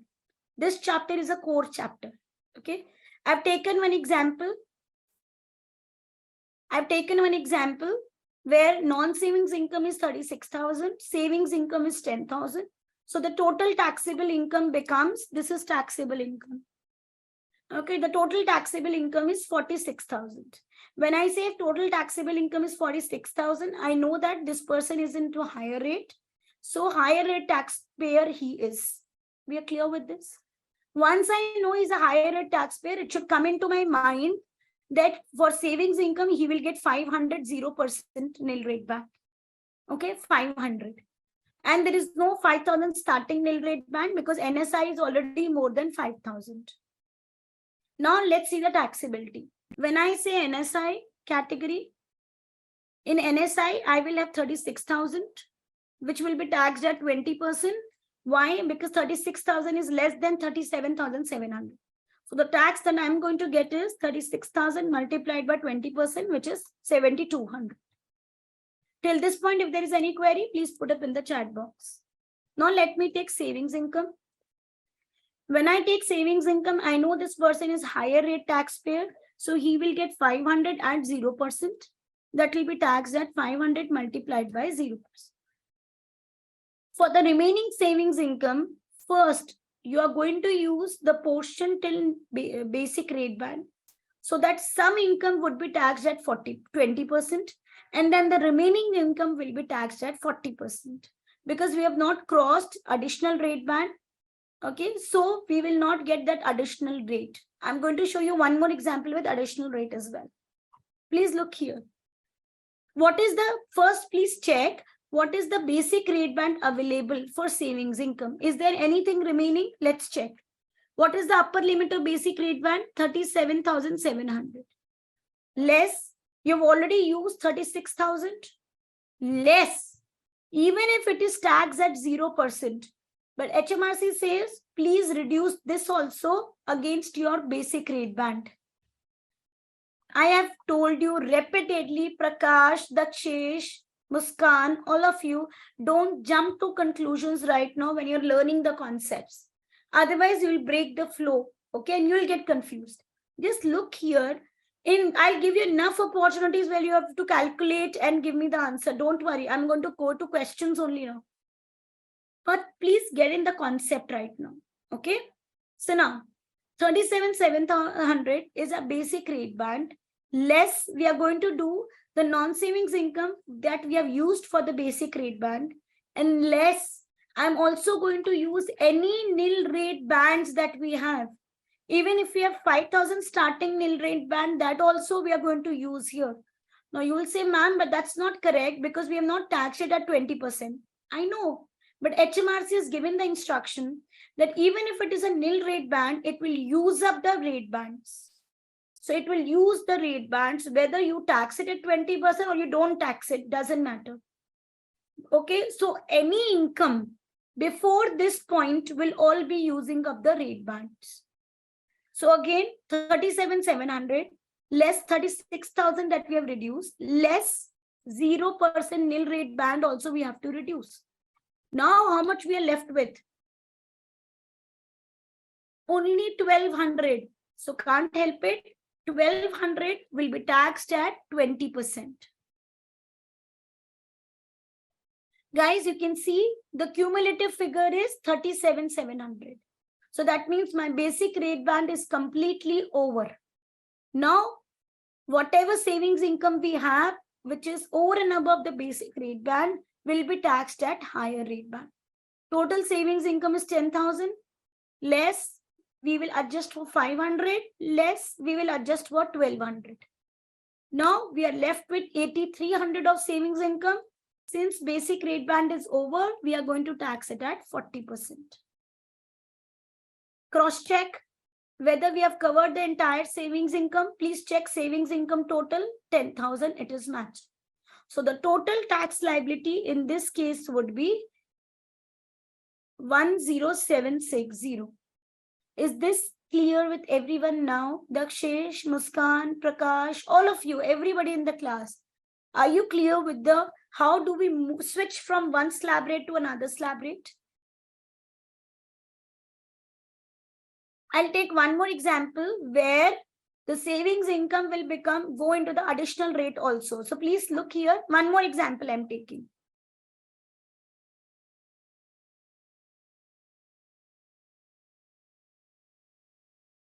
Suppose a non-savings income is 50,000. Your savings income is 1 lakh.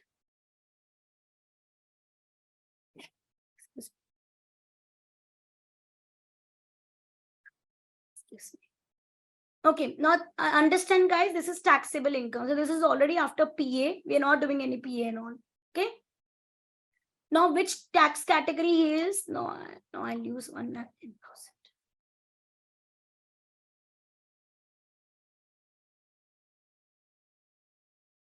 Puran, can you read it here? Thank you, Suresh. Correct. Puran, we have one savings nil rate band that is depending upon the category of the taxpayer. Basic rate would enjoy up to 1,000. Higher rate would enjoy up to 500 nil rate band, and additional will get 0. So are you clear now why we determine the category of the taxpayer, basic, additional, or higher?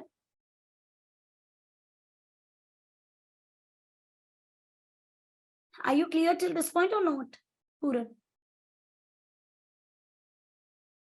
Just to see whether the taxpayer, yes, only for the savings rate band, not for dividend rate band. Puran, whether you are a basic rate category or you are higher rate or you are additional rate, dividend nil rate band is available for all. We just determine the rate category only for the savings income rate band. That's all. Savings income nil rate band. Only for this case, we determine the category. That's all. Savings income nil rate band. Am I clear till this point now?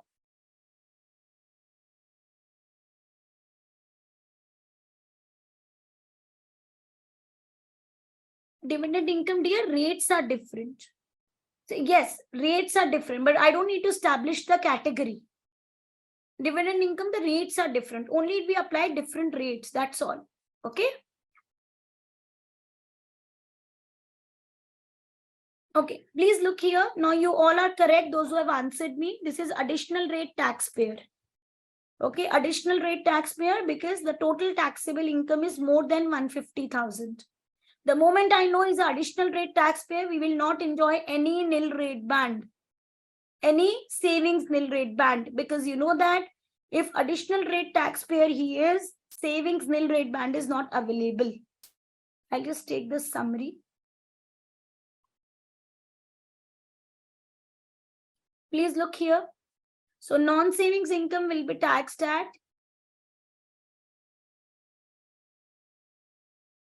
non-savings income. Can I take full 50,000? No, because here the rate band is changing. So for non-savings income, I will take 37,700. That will be taxed at 20%.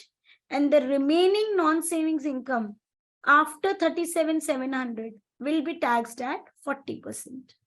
Is this clear with everyone so far? Just get the totals. It is 50,000. It is matching. Anyone who's got doubts, please ask me in the chat box. Savings income. Boss, is there starting nil rate band available? No. Is there nil rate band of savings income available based on the taxpayer category? No. Because for an additional rate taxpayer, there is no savings nil rate band available. So we are sorted on it. Now let's go to taxability. Now, what is the savings income? 110,000. When I say cumulatively, is it exceeding the rate bands? Yes. Savings income, when I say cumulatively, my taxable income is exceeding the higher rate band. And we are going in the additional rate band. So first, please see what is the higher rate band available. For that, taxed 40%. And income above higher rate band, tax at 45%. Look here. What is the higher rate band? Upper limit 150,000. Less. How much income we have used? 50,000. So how much savings income can be remaining in this higher rate band? 40,000. Because we always take cumulative income.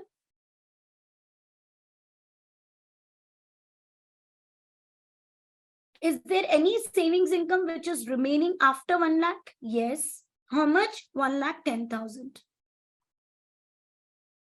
Very good, Suresh. So this is my total savings income. We have already taxed 1 lakh of the savings income. So we're left with only 10,000. And since the higher rate category is over, how do I know? Just add all taxable income. What is it? 150,000. Higher rate is only available till 1,50,000. Any income earned over and above 1,50,000 will be taxed at 45%. So now when you tax it at 45%, this 10,000 would be taxed at 45%, 1 lakh would be taxed at 40%. So now do you understand how we change the rate bands from basic to higher, from higher to additional rate? Please cross-check. Have I covered total taxable income? Yes, it is 160,000. I have covered the total taxable. Now, please tell me, is everybody clear with this taxability or you still have doubts? Please put up in the chat box.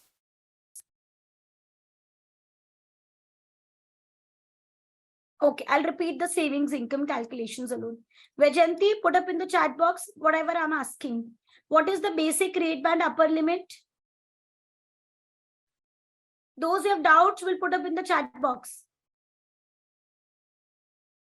What is the basic rate band upper limit? Quickly.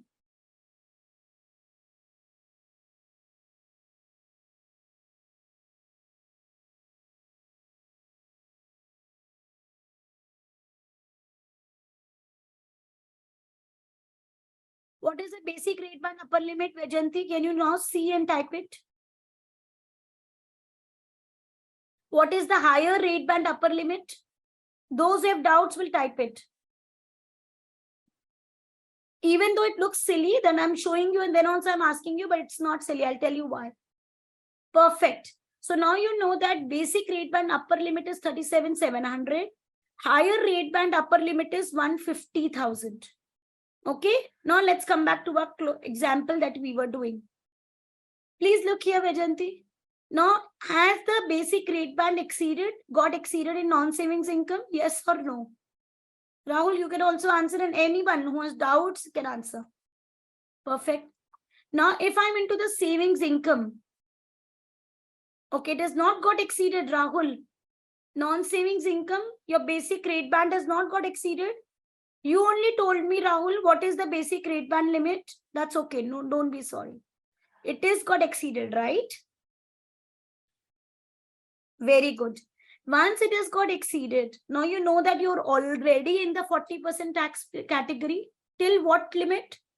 We are in the 40% category till the total taxable income is till 150,000. You will not see NSI or SI or DI in isolation. You will see total taxable income. Okay, Vajanti? So once I know that my NSI is 50,000 I know that only for additional 1 lakh, I can have a rate of 40%, because then the total will become 1,50,000. And it is the upper limit, right? Rahul, are you clear? So now for that additional 1 lakh, I can only have the leverage of charging 40%. Once it exceeds 1 lakh, now I have to tax at 45%. Why? Because now my 150,000 is over. So now any income that you earn till 1 crore, 2 crores, 3 crores, million, billions, trillions, you are going to be taxed at 45% only. Am I clear now? Absolutely crystal clear, guys. Clarity has to be crystal clear. Don't worry, I won't proceed till everybody in the class is clear. Those who have doubts can still put up the queries. I will resolve it.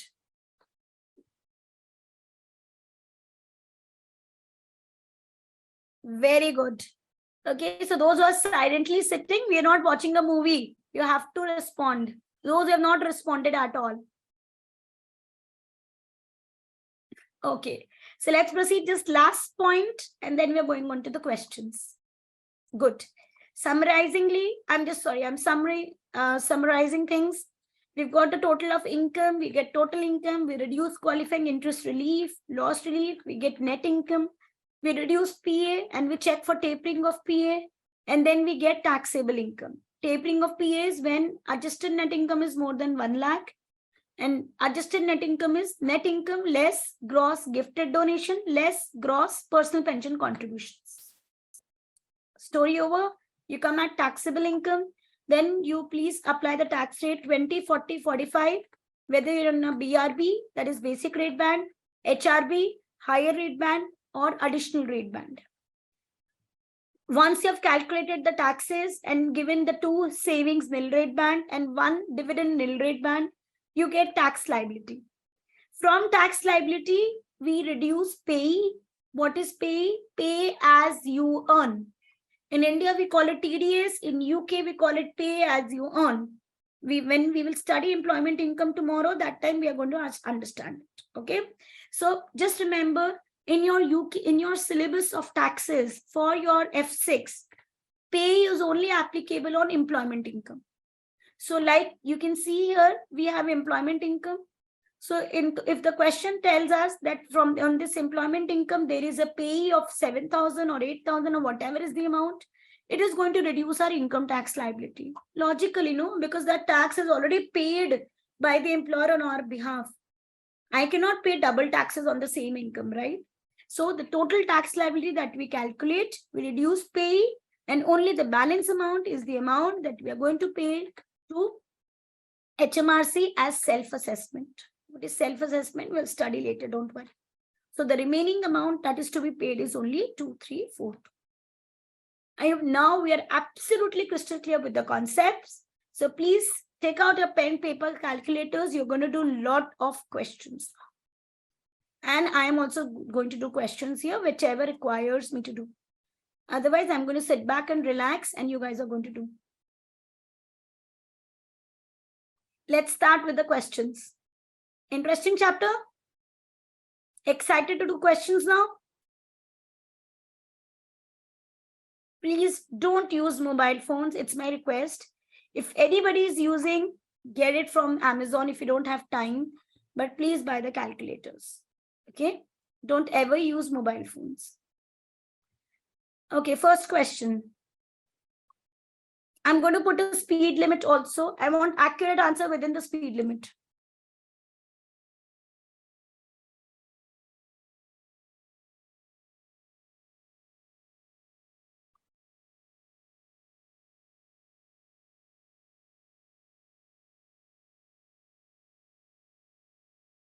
Few things I will just add up to the savings income.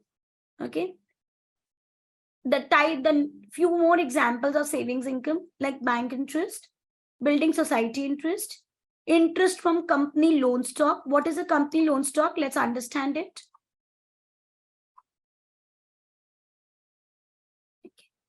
Company loan stock means it is a long-term debt capital which is raised by a company for which interest is paid at a fixed rate. It has got, it has got an equity share security, which is used as a collateral security to secure a loan. Simply speaking, it's like debentures that you give out. Okay, so if generally company loan stock is more than a debenture because it has got a collateral security also of the company against it. And if you earn interest, you have bought the debentures of a company and you earn interest, that interest income will also come in the savings income only. So any kind of interest income would come in the savings income. Remember it like that. Okay, interest from government stocks. Government stocks are like your gilts, we call it. Okay, gilts are government securities. So government securities, when you sell, they are exempt. They are not covering taxes. But when you earn interest on government securities, it is taxable under savings income. Okay, so any interest that you earn on government securities, any interest that you earn on national savings and investment certificates is exempt. Keep listening to me. NSI certificate interest is exempt, but NSI accounts interest is taxable. I've covered it in the notes. Okay, don't worry for that.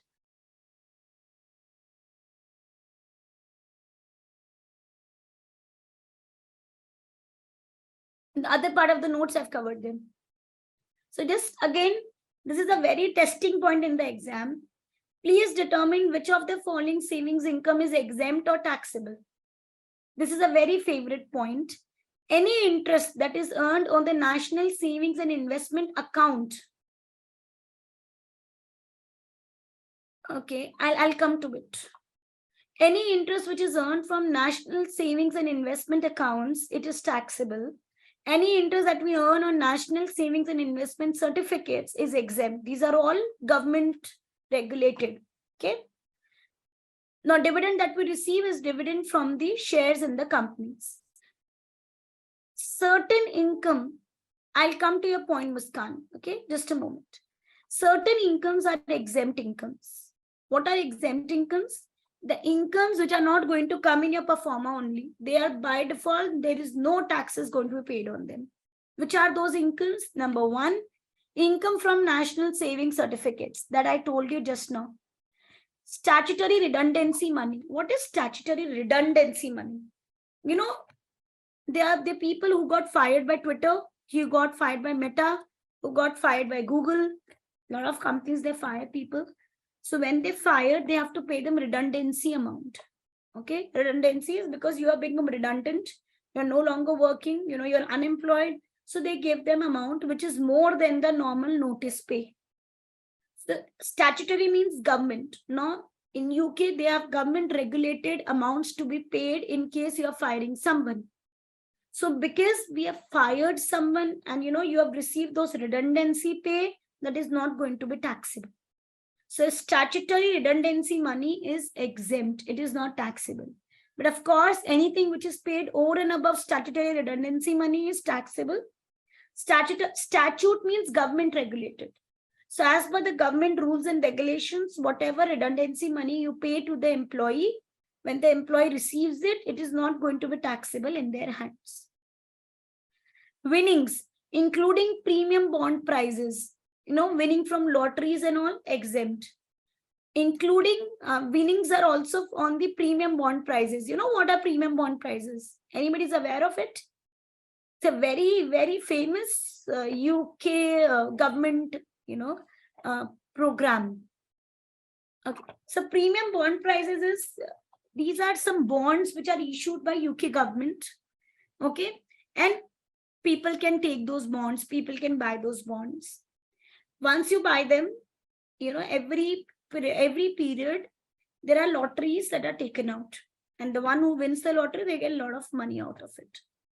So now the one who has won that premium bond prizes, okay, he has received that bond prize. It is not going to be taxable in his hands. It is exempt. Again, I repeat, what is premium bond prizes? It is a lottery bond which is issued by UK National Savings and Investment Agency. These bonds are entered into the regular prize draw, which is held weekly. So every week, these prize draws are held, lottery system. The winnings from such draw is tax-free. In case anyone wants to sell it back to the government will buy it at the original price. Bonds are bought for minimum 25 euros to 50,000 euros. Okay. So it's like you're putting your money every week, you're putting in the money. It's optional. You want to put it, put it. You don't want to put it, put it. The one who wins that prize, it is going to be exempt in his hands. This is this clause. Okay. So which all are exempt income? Income from NSC, redundancy statutory money, statutory redundancy money, winnings including the premium bond prizes, scholarships that a person receives, okay, interest on damages for personal injuries. Suppose now there is accident that has happened. Now you've got, you've got damages, you've got the damages amount because you have got injured and you've got that accidental damage amount. Okay, so then in that case, if you're earning any interest on that amount because you invested it in the bank or somewhere, then any interest that you earn on it will not be taxable. Makes sense, because you got injured and for that there is a compensation that is being paid. So any interest earned on that compensation exempt. Okay, last point, then we will be on questions. Okay, so last point is IACA. Everybody, hot favorite theory topic, hot favorite, 2 marks questions. In section C also, this is a very hot favorite topic. Very small, very easy, but it's very, very important. Income from investments made through IACA. What is IACA? Now, in UK, government, along with the banks and the post offices, there are certain savings accounts which can be opened in the name of individual savings account. This is the name of the account, individual savings account. We call it IACA. Okay, and people can invest their money into that savings account. What is the benefit of IACA? Any interest that you earn on it is exempt. Okay, any shares that you sell from that IACA is exempt. So there is no taxability for that IACA. Now you will say, ma'am, in savings account, how can we invest in shares? So there are 2 types of IACA. Everybody focus. There are 2 types of IACA. Number 1 is called as cash IACA. Number 2 is called as shares and securities IACA or stocks and shares IACA. The cash IACA is just like any savings account that you open. No, you are depositing money and you're earning interest. Simple. You can take out money, you can redeposit money, anything you can do. Stocks and shares IACA is like Demat account that we have. We can buy shares, we can sell them, we can again buy, keep on doing it. So if you open IACA, whether cash or stocks and shares, you can get tax exemption, no interest earned on it, no dividend that you earn on it. Whether you sell those shares, there is no taxability on it. Completely exempt. So you will say, wow, ma'am, that's good. Now nobody will invest anything. No, put your 1 million, 2 millions here only. No. Government is even more clever. Government says, no, we have a capping on the maximum amount that can be invested in IACA every year. So in every year, cash IACA plus stock and share IACA, totally, a person can invest up to £20,000 only. So you will say, ma'am, is there any proportion for cash and stocks? No proportion. You can invest 2,000 in cash, 18,000 in stock, doesn't matter. Yearly limit it is, not lifetime. So every year, please deposit only up to £20,000 every year in this IACA. Not beyond that. In fact, this IACA, practically, I have seen in UK, when you open these accounts, they don't allow you only deposits beyond 20,000. So there is no question, ma'am, if you deposit beyond 20,000, they will not allow you only. Okay, again, I repeat, and then if you have a doubt, please ask me for IACA. IACA are individual savings accounts. These are the special savings accounts which are provided by the UK government in order to promote and boost savings by the individuals. So what are the benefits? Savings interest and any dividend that you earn is exempt. Any interest on the investments that you are made through IACA exempt. Chargeable gains on the sale of those investments like shares, securities exempt. So there is no income at all which is taxed in relation to ISA. There are two types of ISA. Cash ISA, it is just like the savings account in a bank. Stocks and shares ISA, which is just like the share account normally held, like Demat account. Yeah. No. I'll come to your point, Vipin. You're wrong. The annual investment capping is 20,000 per tax year in ISA. Combinedly, in both types of ISA, we can invest up to 20,000 only every year. Okay? Any doubts in ISA, please tell me. Then I'll take up the two queries of Muskan and Vipin. Are you clear with ISA, guys? So do you think it is beneficial? It's very beneficial, especially for those higher rate and the additional rate taxpayer, because they get very less allowances. So now they invest money in their interest, dividend, chargeable gains, everything is exempt. They can save heavily on their taxes. Any queries? Please put it in the chat box. And I will give you a break, don't worry, okay?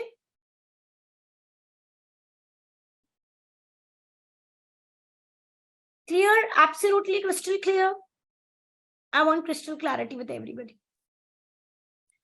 Let's take one question that Vipin is asked. Vipin has said that, ma'am, ISA are like PPF, no, where we have a capping of 1.5 lakhs. Who said there is an investment capping of PPF? You can invest 1 crore also in PPF. There is no limit. You get 80C tax benefit of only up to 1.5 lakhs. So these are two different things. Got it? Here in ISA, you cannot invest only beyond 20,000. Completely exempt. Dakshesh. Vipin, are you clear? You cannot invest you cannot invest more than 20,000. In India, in PPF, I can invest in 1 crore also. That's not a problem. There is no capping on the amount that you can invest.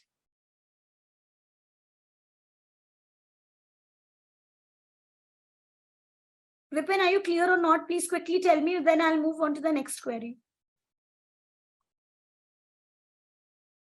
No. Okay. Yes. Now, Dakshesh, please don't mix up things. No, there is no limit of Suresh in PPF. There is no limit on how much you can invest. I'm a tax consultant. Okay. You can invest any amount. You will get a tax benefit of only up to 1.5 lakhs. So just clarify your point. There is no capping on investment amount.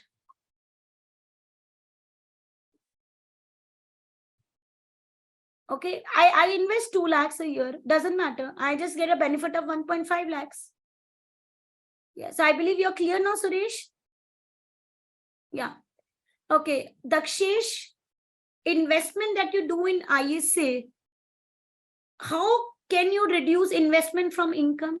Don't you think investment is a capital item and investment and income that you earn is a revenue item? Can you mix the two things, Dakshesh?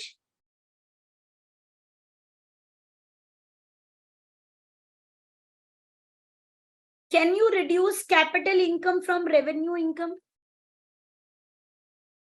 You cannot do that. Okay, so the amount that you invest in ISA will never reduce your income. So please forget your Indian income tax. Please forget that. Okay, so any amount that you invest in ISA will not reduce anything. You will not show it as reduction in your, have I shown it anywhere in the perform of income tax? No, right?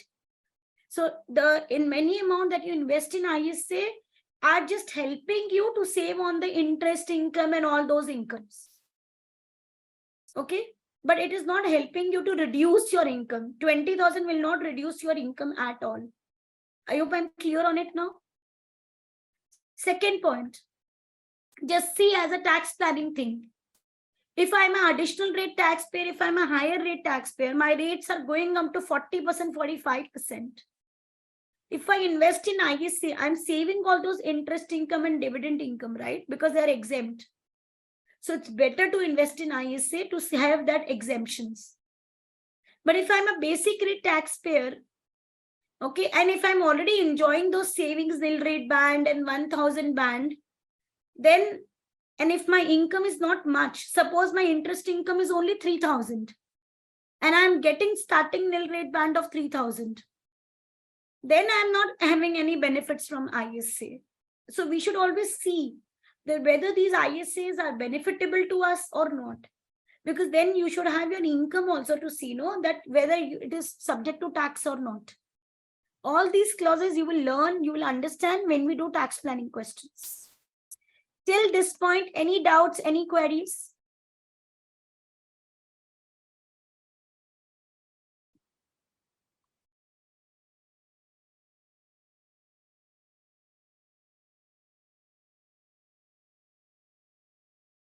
Are we absolutely clear, everyone?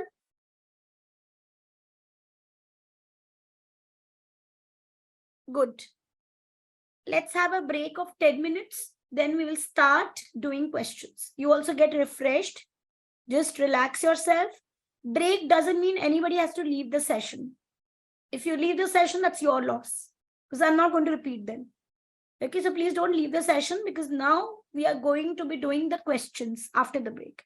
I'm giving this break so that you all can freshen yourself, since we have done concepts today.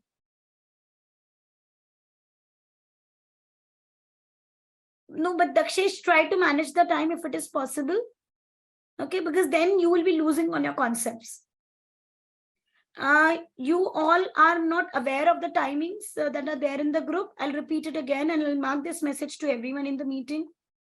I don't know why you're not aware. The timing for Saturdays are 9 to 1. Okay, 9 to 1 on Saturday and 5 to 8 p.m. on Sundays.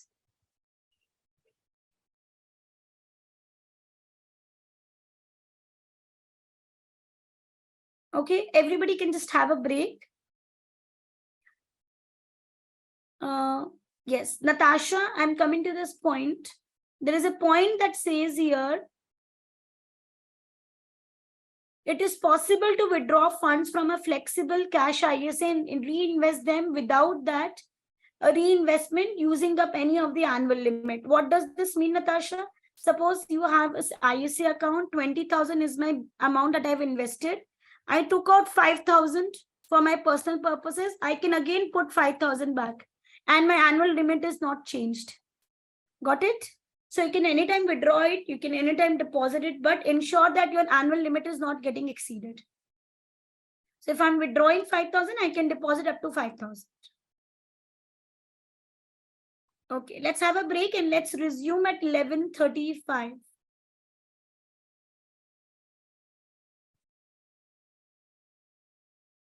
Muskan, relax. Just, I've not taught something very, very technical. Just go through the recordings. Okay, now we'll do questions. You will get those things. And I've just discussed ISA. I believe we have discussed ISA when you were there, and we were just discussing the queries of the students. I just discussed ISA, the last topic. Cash ISA and shares and stocks ISA. Okay? You heard me, right? For those cash ISA and these shares and stock ISA. Rest, everyone can have a break. We will resume at 11:35. Muskan, can you please revert? Did you hear me about the cash ISA? Okay. Basically, the UK government has got two individual savings in there. There are the special savings account, which are encouraged by the UK government to encourage the savings in the country by the individuals. So they are they are called as individual savings account. There are two types of individual savings account, which we call as ISA. Number one is cash ISA. It is just like the savings account that we have in India. You earn interest on it. Then second is the shares and stock ISA, just like we have the demat account in India, where you can buy and sell securities.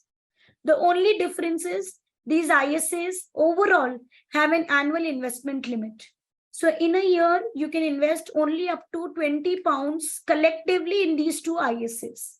You cannot invest more than that. Because ISA accounts, they are the special accounts that have a capping of annual investment of 20,000 only.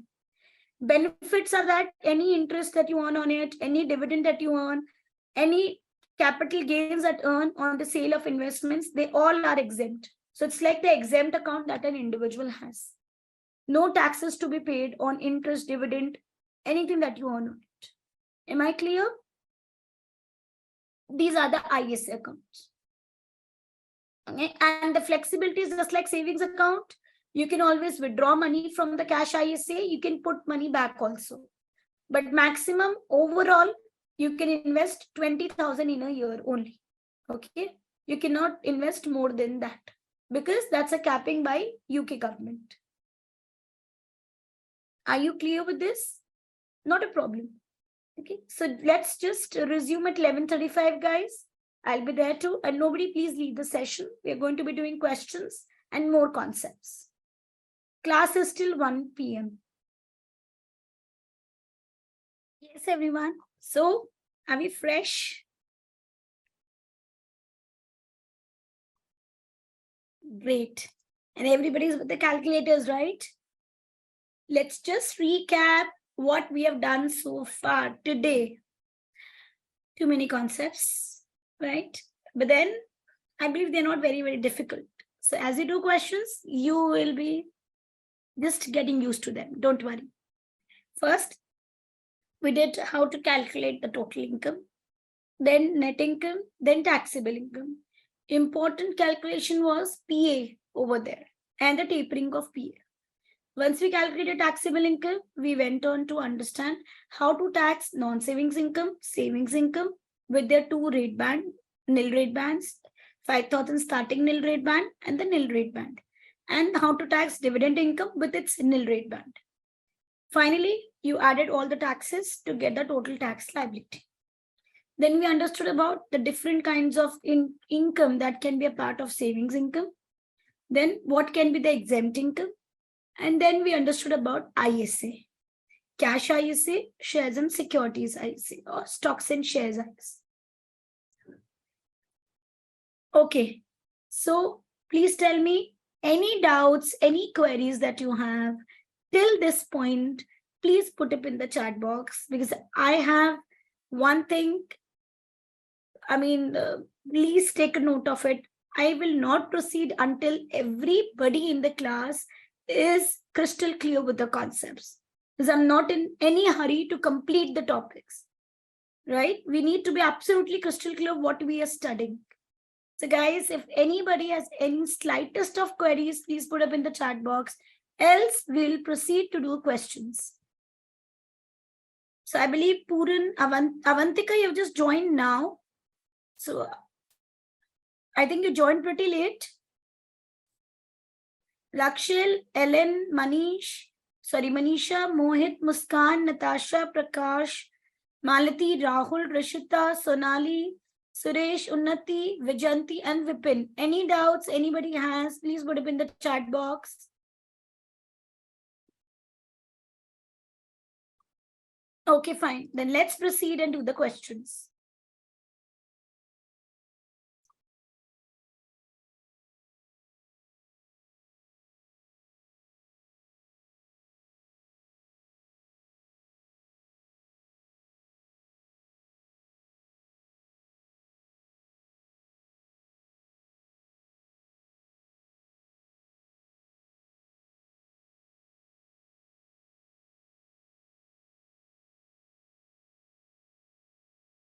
Okay, let's go to the questions.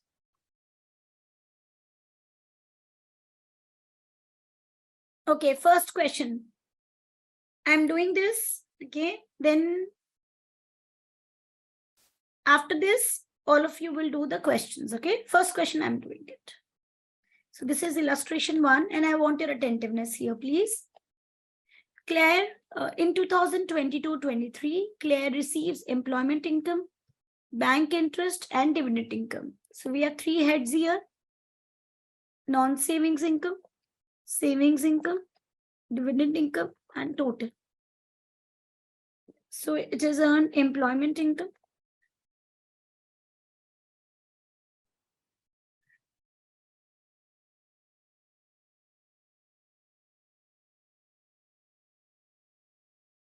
interest, dividend. Okay, employment income is, I'll put the currency also.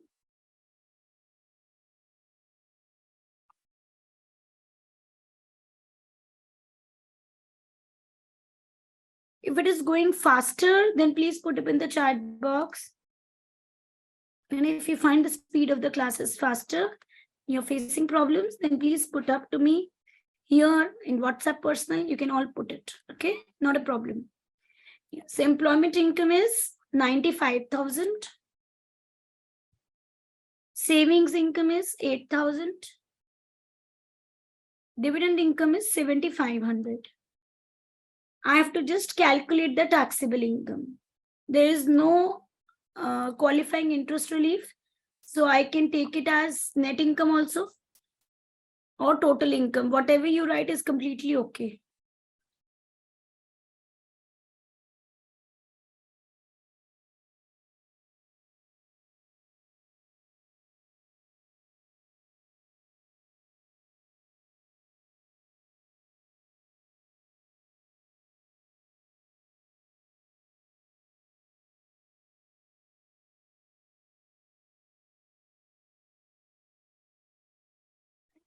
So we have got our net income. Now from this, we will reduce PA. Now, please look here, the total. The total is more than 1 lakh. So it may be possible that ANI will be more than 1 lakh. So for that, let's do a working note. I will prepare here a working note for calculation of PA. Prakash, you have calculated.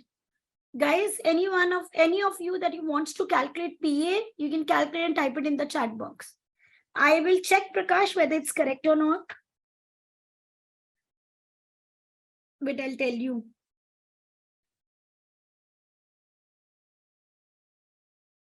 Very good. Seems correct. Good, correct. Please tell me your name also, 209924. Your answer is correct, but at least tell me your name. I cannot keep calling you 209924. Okay, everybody else, what we are calculating is tapering of PA. Puran, no, I believe you're wrong. Let's check. So working note number 1, tapering of personal allowance. Let's see. First calculate ANI. ANI will be net income less gross gifted donation less gross personal pension contribution. The question doesn't give us any data about gross gifted donation, gross personal pension contribution. So here ANI will be equal to your net income only, which is 1,10,500. Next step, get excess over 1 lakh, which will be 10,500. Excess over 1 lakh. Absolutely correct, Malti. Natasha, correct. Manisha, wrong. No, you have calculated the reduction amount, which is correct. Very good. Mohit, correct. Lakshmi Narayan, correct. Okay, so excess over 1 lakh is 10,500. Next step, get 50% of excess. 50% of excess is 10,500 multiplied by 50%, which is equal to, I will use the calculator, 10,500 multiplied by 50%, 5250. Okay, so it is equal to 5250. That means PA will be reduced by 5250. So reduced PA will be 12,570 less 5250, which is equal to 7320. Okay. So now I will reduce. First, I will reduce from non-savings income. Then if any PA is remaining, I will reduce it from savings income, then dividend income. But fully 7320 will be exhausted here. Very good, Vijanti, Sonali, correct. So I will reduce 7320 from here. Okay, once you reduce it, I will get my taxable income. Taxable income will be this minus P.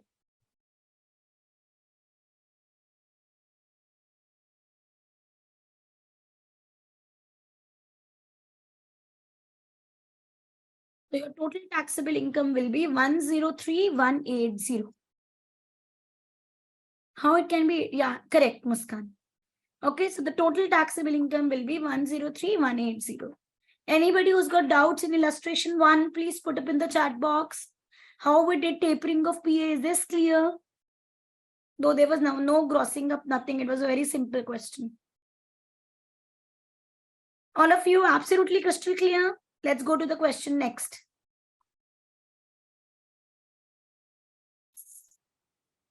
Yes, perfect, Suresh, but I don't need to establish it. Right now, we're not doing savings. We're not doing taxation calculation. We're just doing taxable income. So I don't need that classification. So the correct answer is 103,180 taxable income, which we have got it correct. Very good, all of you. Okay, let's do the next question. Tell me the answer. I gave you 2 minutes. Solve it and give me the answer. What is the PA? So you have to tell me the reduced PA amount.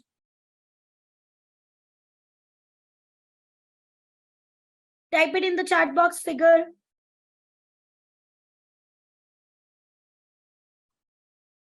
Prakash, it's wrong. Guys, I want activity 4 answer.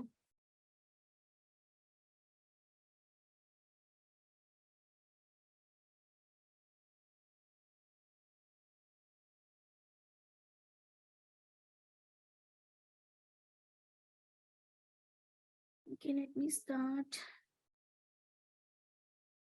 Rishita, correct. Prakash, wrong. Lakshmi Narayan, wrong. Muskan, correct. Sonali, correct. Malati, correct. Suresh, wrong. Manisha, wrong. I asked question activity 4 answer. Lakshay, wrong. Sorry, Lakshay, correct. I'm sorry.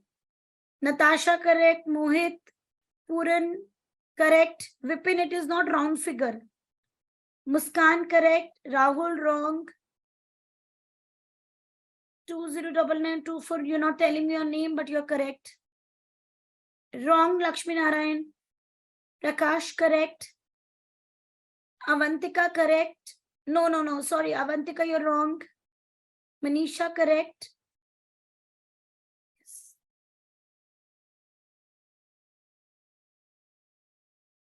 Others, give me your answer, come on. Lakshay, what is your answer? Type it in the chat box.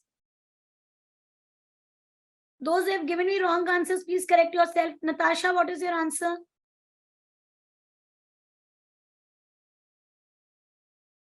Unnati, your answer?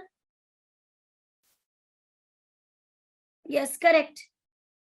Oh, I'm sorry. Lakshay, you're correct. My bad. Unnati, your answer?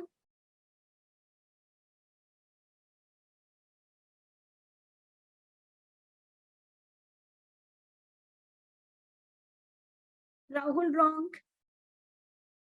Let's do the calculations. Correct answer is 10070. How? Look here.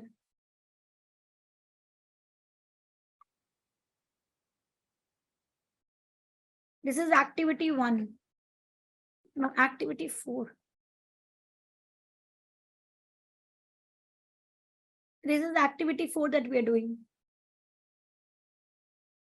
Please look here. You have got net incomes. I don't have any NSI, DC, ASI, nothing. I've got clearly my net income given to me.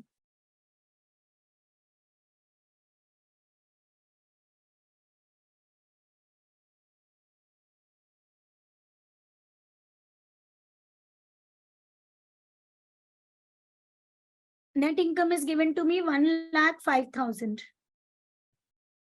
ENI will be 1,05,000 only. Excess over 1 lakh will be how much? 5,000. 1,05,000 less 1 lakh is 5,000. Please always do these 3 steps. You will never be wrong. Now take 50% of this excess. So take 5,000 into 50%. 5,000 into 50% will be 2,500. Clear? Now reduced PA will be 12570 less 5,000. Sorry, less 2,500. So then the answer would be 12570 less 2,500. 10070.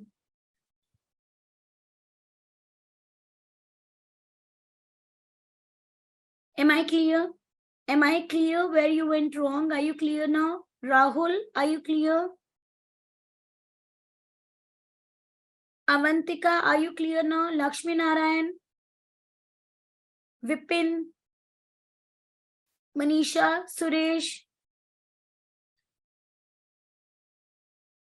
Prakash, are you guys absolutely clear? So that's wrong. You should take 12,570. How can you take the round figure? But Prakash, I don't understand how you got 0. Or is it like directly you said that it's more than 1 lakh, so I'll give 0? You have to do the 3-step calculation. ANI, excess, 50%.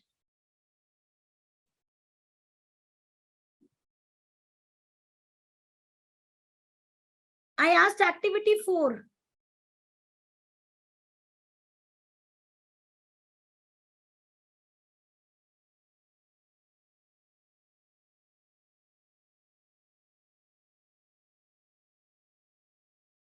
Yeah, please, guys, I want you to leave your books in the class. Just see on my screen, compulsory. Okay, next question. Don't put your calculators down.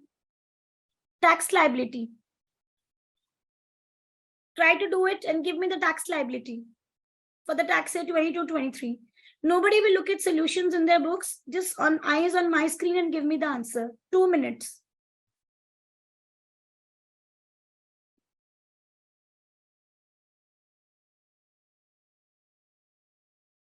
Very quick.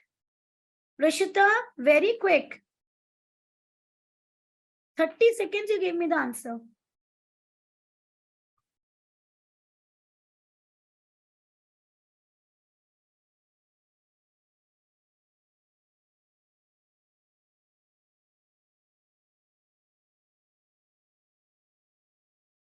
Correct, Rishita, Prakash, you're correct.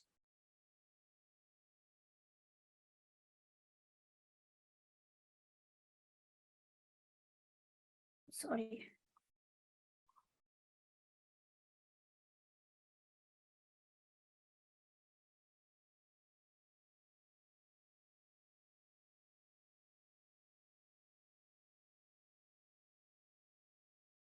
Sonali, correct. They have not checked the answer.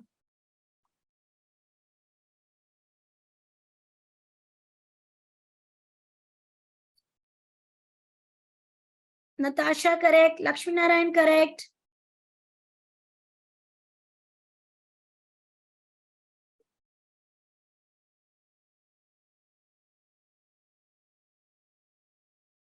No, Vipin. Vipin, first see whether PA will be allowed. Only then you will reduce it for taxable income. The total of it is 1,45,000 plus 10,800. 155,800. Excess over 1 lakh is 55,800. 50% of it is around 26,000. Can you reduce it from 12,570? Your PA will be 0.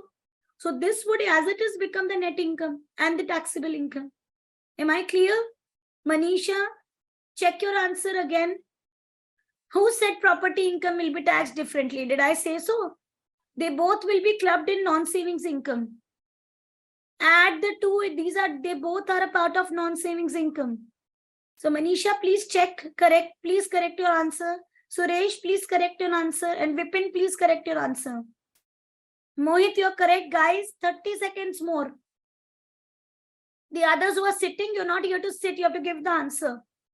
Rahul, is this the tax liability? I asked income tax liability. You have to calculate the tax in phases. Up to 37, 720%, then 40, and then 45. Puran, correct. Unnati, Vajanti, what happened? Sonali, correct. Puran, Malati, wrong. Prakash, Natasha, Avantika, 209924. All of you give me the answer.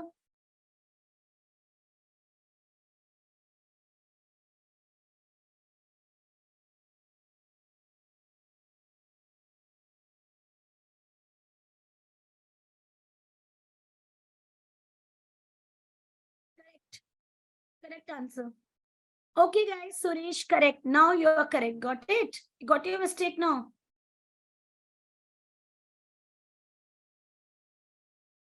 Good. Okay, so the correct answer is 55070. How? Let's check it here. Yes, correct, Vipin. Okay, let's check it.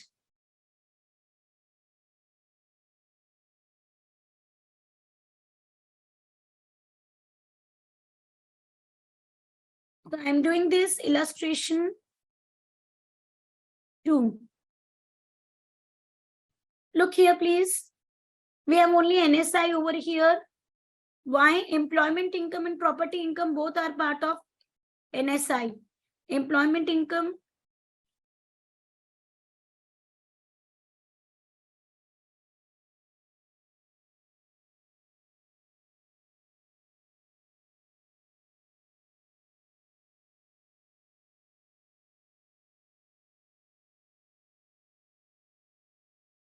What is employment income given here? 1,45,000. What is property income? 10,800. Add the two and we get total income. You can write total income because total income, net income would be same.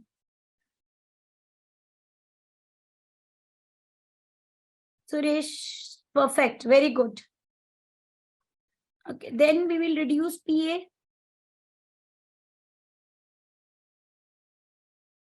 Wonderful, Natasha. Correct. Okay, then we reduce PA. Guys, PA, you know that. Take the excess over 1 lakh. I'm just showing the rough calculation here.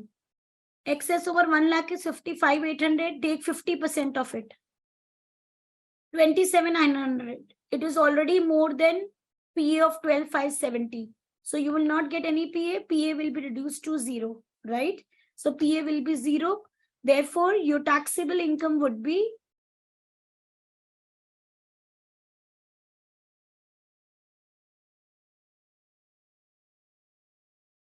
same 15580.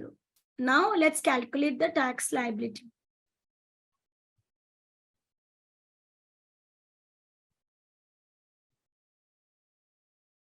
This is non-savings income only. Now first, you will take basic rate band. Basic rate band will be till 37,700 at the rate 20%. So tax liability will be this multiplied by 20%. Now you will take the higher rate band. Higher rate band will be 1,50,000 less 37,700 because till 37,700 it is 20% and only on the difference it is 40%. So on this amount you will take 40%. Tax liability is calculated. Then you will get additional rate band which is on the income beyond 1,50,000. So 155,800 less 1,50,000. Why? You've already included 1,50,000 in this band. This would be taxed at 45%. So the total tax liability will be 55,070. Am I clear? Is there anybody now who has got any doubts? Vajanti, are you clear now? Unnati, are you clear now? Please put it in the chat box, dear. Vipin, are you clear now? Malati, are you clear with your mistake now? Manisha?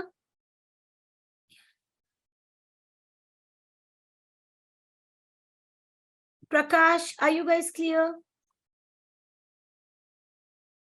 Good. Not a problem. Not a problem. You learn like that. See, guys, if you think you're getting bored, then you can leave the session. I don't mind. But when I'm asking questions, I want answers. Vejanti and Unnati, are you guys clear or not? Prakash? Okay, not a problem. Not a problem. I can understand. That's okay.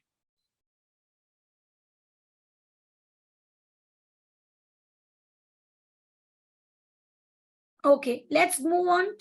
Why PA is 0? Muskan? Let's revisit the rules.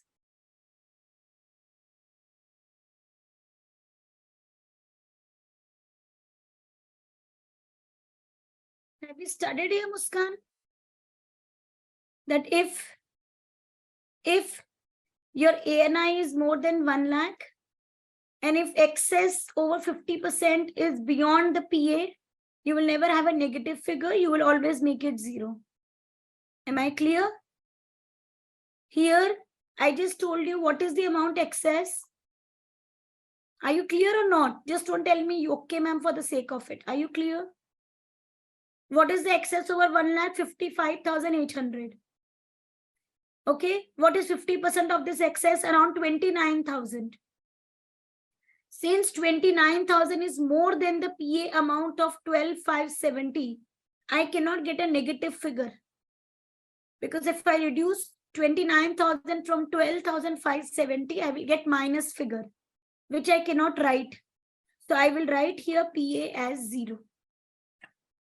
Am I now clear? Please tell me, Muskan.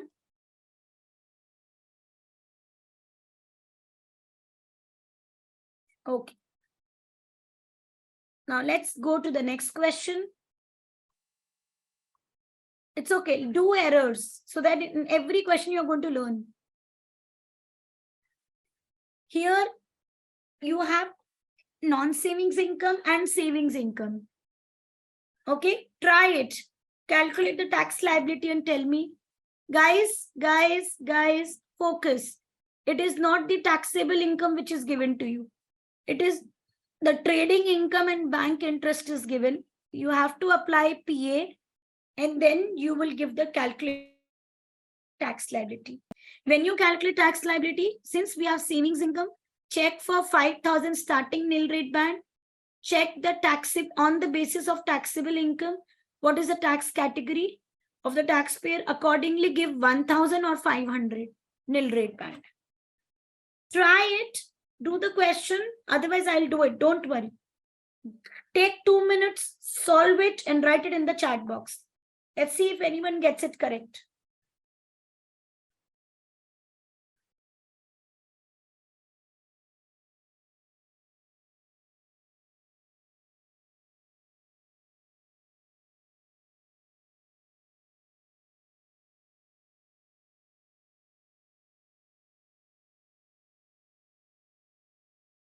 Just 2 minutes I'll give, not more than that.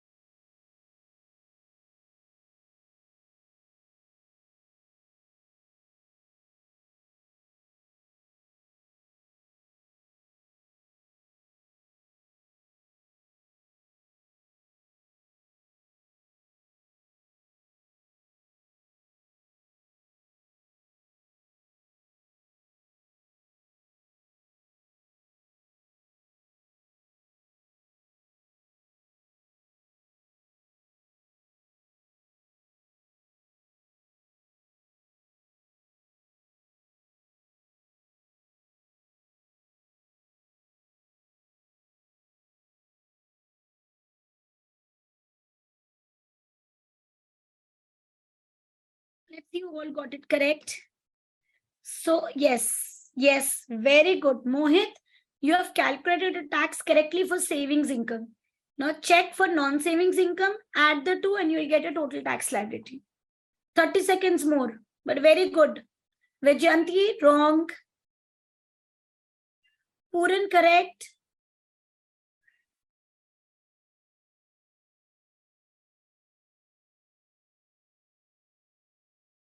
Yes, correct.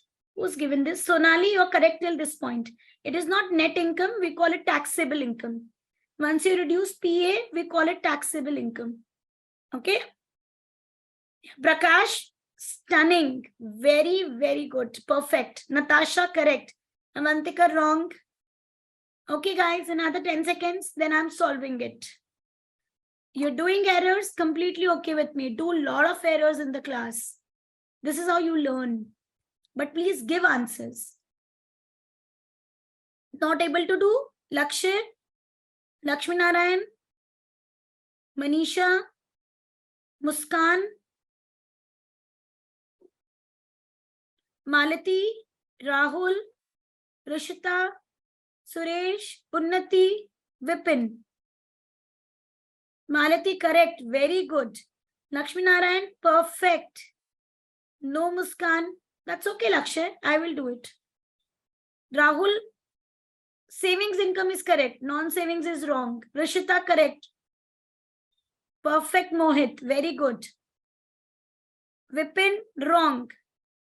Okay, now let's do it here. All of those who have not able to do it, those who got wrong, just look here. Okay, so that next question, you will do it correctly.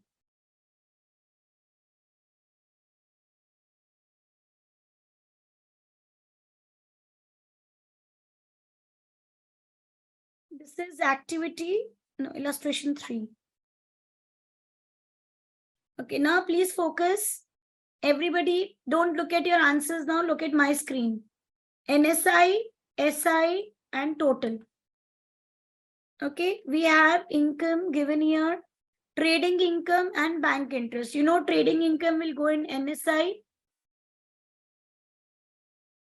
and bank interest would come in SI. So NSI is 15,170 and bank interest is 8,000.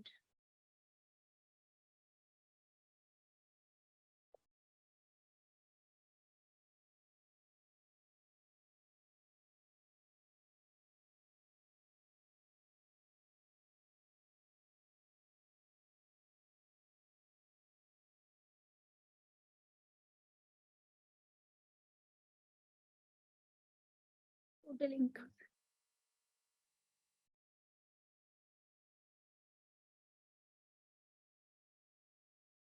I hope you're clear. Now we will reduce PA.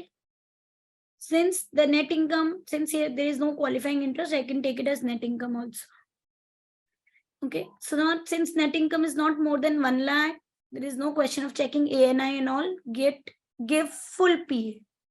Since full 12,570 is reduced from here, there is no problem. Okay, reduce it from here. Now what you get is taxable income.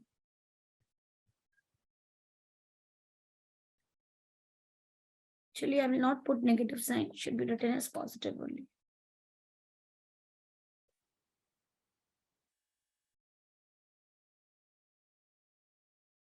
Now you get taxable income. So taxable income for NSI is 2,600. For SI is 8,000. Once you see your non-savings income is less than 5,000, now you know that you have got 5,000 starting nil rate band also available for savings income.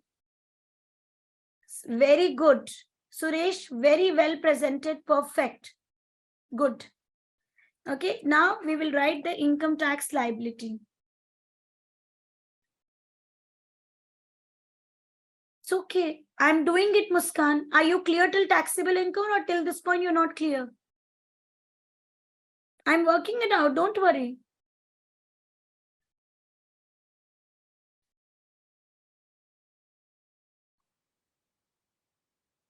Muskan, can I just keep your audio on? I mean, I'll just allow you to have your audio on. Please unmute yourself.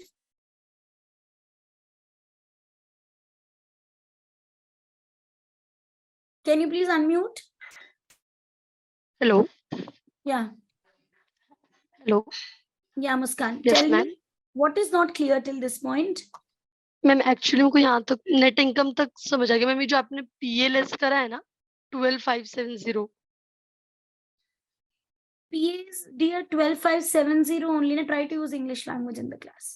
Okay. Okay, now, ma'am. if we have PA is 12,570, that is what I've reduced. When we reduce Okay, ma'am. PA amount, when your Ma'am, net this total net income was less than 1 lakh. So you have directly yes, subtracted yes, yes, 12570 yes, from yes, NSI. dear, Okay, yes. okay. Okay, Okay, listen. Don't be in a hurry, not a problem. We will only see the tapering of PA when your ANI is more than 1 lakh. Okay. If your ANI okay. is not more than 1 lakh, you will get full PA. Okay, okay. Are you clear? Yes, and ma'am. in our case here, that is what I'm saying is, don't say the term net income.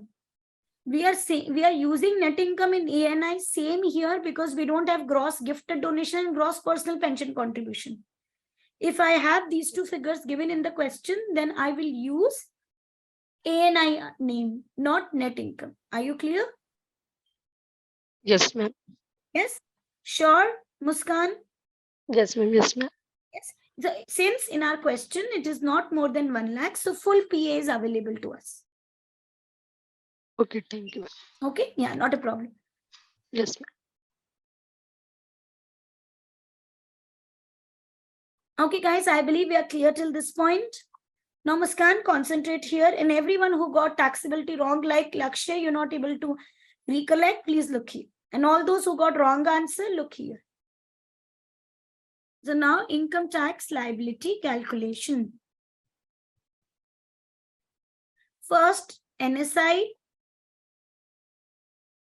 We have 2,600 in NSI. Of course, it is less than the basic rate band, right? So even I can just write here. This is basic rate band. It is covered. Rate is 20%. So income tax liability would be this multiplied by 20%. Anyone who's not clear, please tell me. Now let's go to the other head, savings income. Boss, when I move to savings income, I need to first see the category of the taxpayer. The total taxable income is 10,600. So which category? Can I say the person is basic rate category? Because the total taxable income is not beyond 37,700. Till this point, anybody having any query, please put up in the chat box. Now, please look here. The moment you go to savings income, first nil rate band that we check for is 5,000 starting nil rate band. Can we get 5,000 starting nil rate band? Yes. Why? Because non-savings income is less than 5,000. So the balance amount can be used as 5,000 nil rate band. Very good, Suresh. Lakshay and Muskan, are you getting it? Vijayanti, Unnati, all of you guys. So I will write here though, 5,000 starting nil rate band.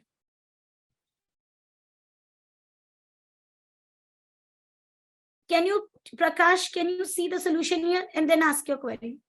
Because you will, the query that you have asked, you will get your answer here. Okay. Yeah. So 5,000 starting nil rate band.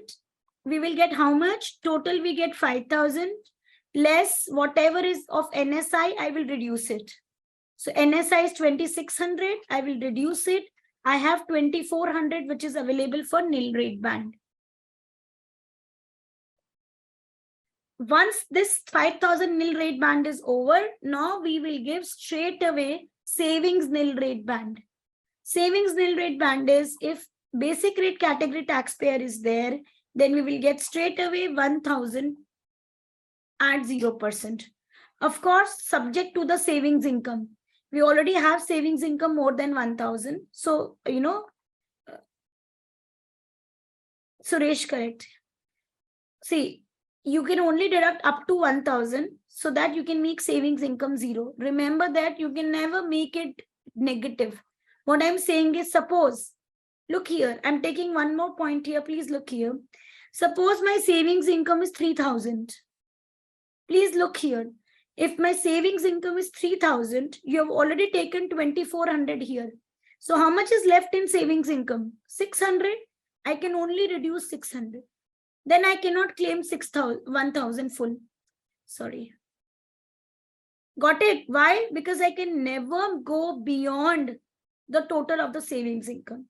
Total of the savings income is 3,000. I've taken 3,000, so I can just take 6,000 at 0%.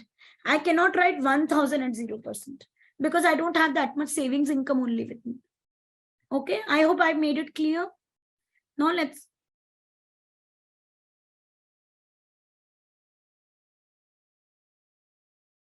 I have already taken that point, Prakash. Prakash is asking me, ma'am, if this is 19,000. Prakash, if this is 19,000, I cannot claim 5,000 nil rate band, no?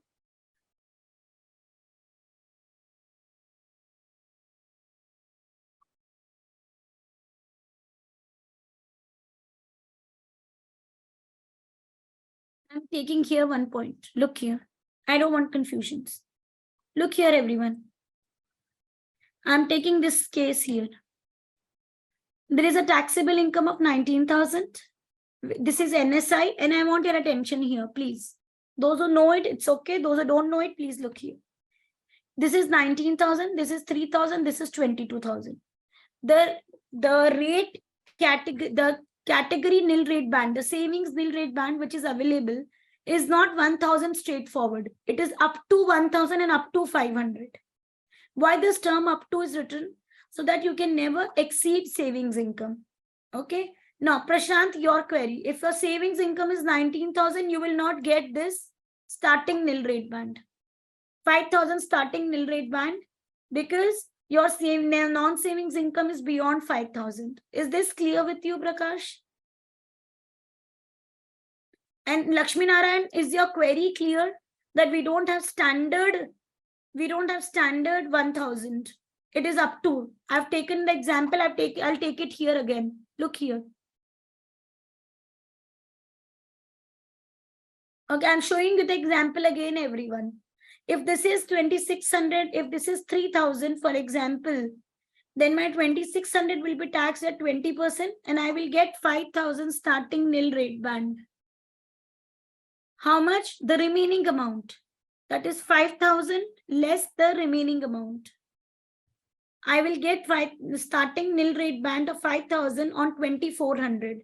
How? The total of this will become 5,000. So I will get it at 0%. It will be 0. Now, guys, you know that is the basic rate category taxpayer. So ideally, you will say, ma'am, you will get 1,000, no? But if I take 1,000, my total of savings income is 3,400, which here is only 3,000. How can I take more savings income? So I will take here maximum 600 only. So that my total of savings income will remain 3,000. And this will be taxed at 0%.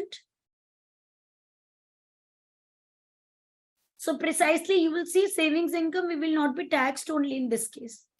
And only tax would be 520 of NSI. This is a customized example that I have created. Is this clear with everyone? Are you now clear with savings nil rate bands and all? Please, I want answers. Lakshay, are you clear? Muskan, are you clear? Prakash, Lakshmi Narayan, everybody in the class. I mean, I cannot call everybody's name. Just tell me, are you clear or not?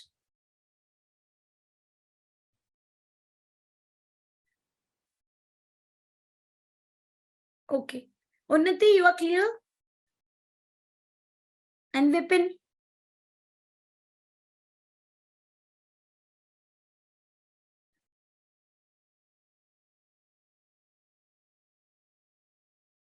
How can you get the correct answer here in this case? This is not the question which is in the book. I have customized this question. How will you get 1,000?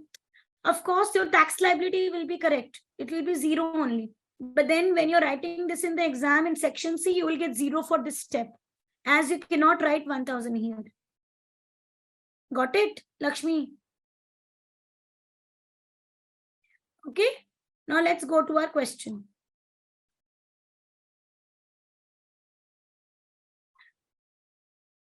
So our savings income is 8,000. I've written.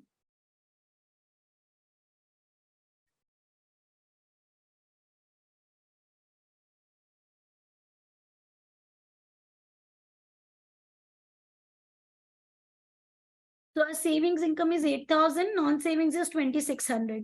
2,600 will be taxed at 20%, and we will get a starting nil rate band of 5,000 less 2,600, 2,400. Nil rate band will be 1,000. The reason being is a basic rate category and we have enough savings income. So it will be 0%, 0. Now we will pay on the basis of the basic rate band as is the basic rate category taxpayer.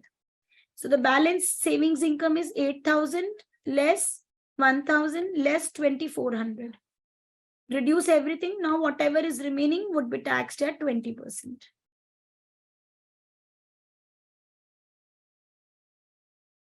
So the total tax liability will be 1,440. Yes, Vijayanti, correct. You can just cross check. My savings income is 8,000. It is coming here 8,000. Always cross check your income. It should not be more than that.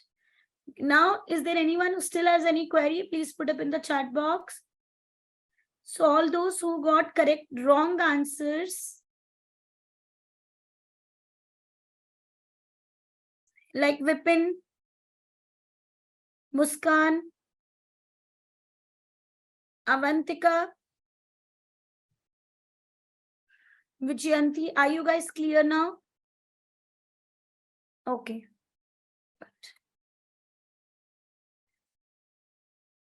Great. Let's go to the next one. Okay, and those who are not reverting, I'm sorry, but then I will be calling your names. Okay, I want your reverts. Unnati, I have not received a single revert from your end. Can I ask why?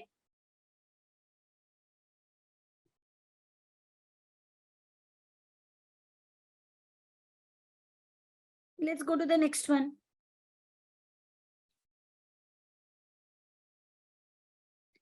Now this question has non-savings income, savings income, but now the category will change from basic to higher. Please do this question and give me the tax liability. Again, it is not taxable income. It is employment income and bank interest. You need to check calculation for PA, reduce it, get the taxable income, and then calculate tax liability. Okay, give me the tax liability.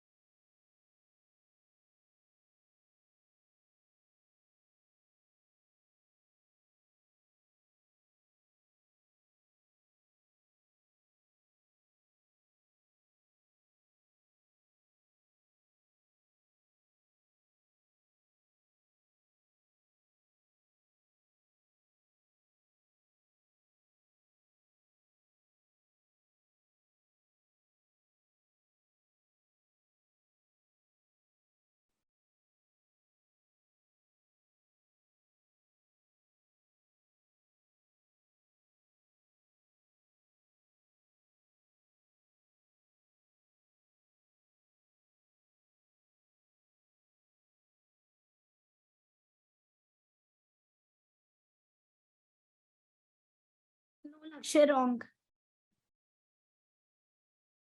But again, 2 minutes only, guys. Let's see who gives me the correct answer.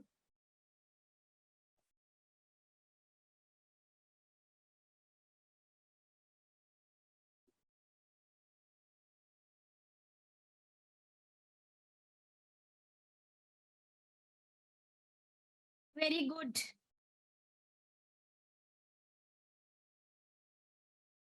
No.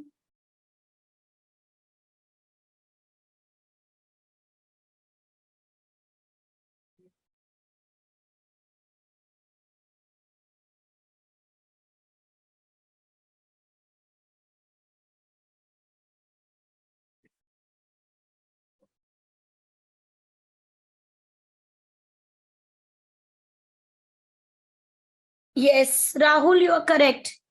Puran wrong, Lakshay wrong, slight mistake. Mohit correct, Vipin wrong, Manisha savings income is little bit wrong. Check again. Lakshmi Narayan, you're absolutely correct. Just instead of 2, it is 1. Okay, check that. Malati wrong.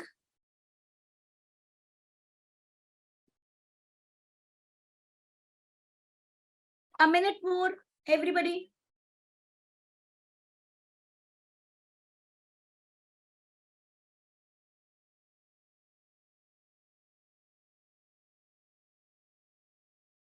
Try again. You can write your answer. Give it to me. Completely okay. Rahul, very good. Vajanti, very good. Correct. Vijayanti. You can give me wrong answer, people, but type in your answers. Rishita, wrong. Those who are getting 7940, 7840, boss, did you see that you are going in the higher rate band? Can you see the limit above 37,700?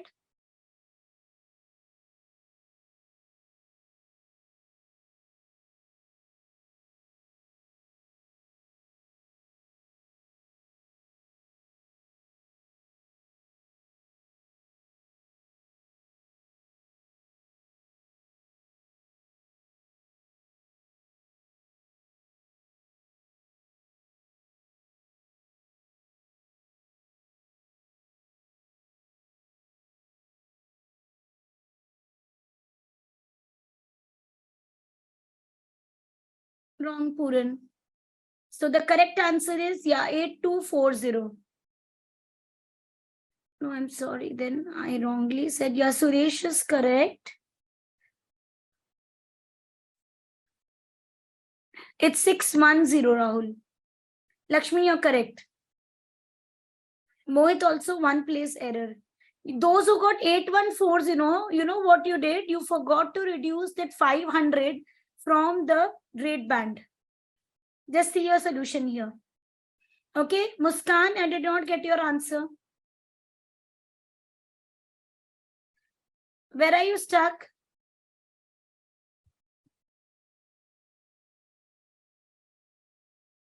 No, that's okay. I'm sorry, I read it wrong.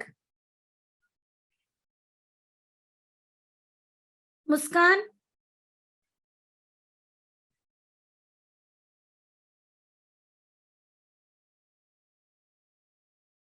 Have you got any answer here? Muskan, Unnati? Any answer? Avantika, any answer? Rishita, correct. Very good. Puran, correct. Avantika, have you got answer? Muskan, Natasha, Unnati, Sonali.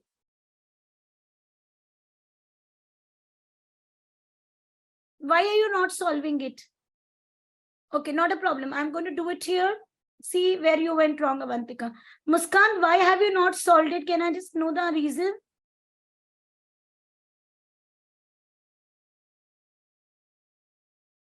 Correct, Sonali. Very good.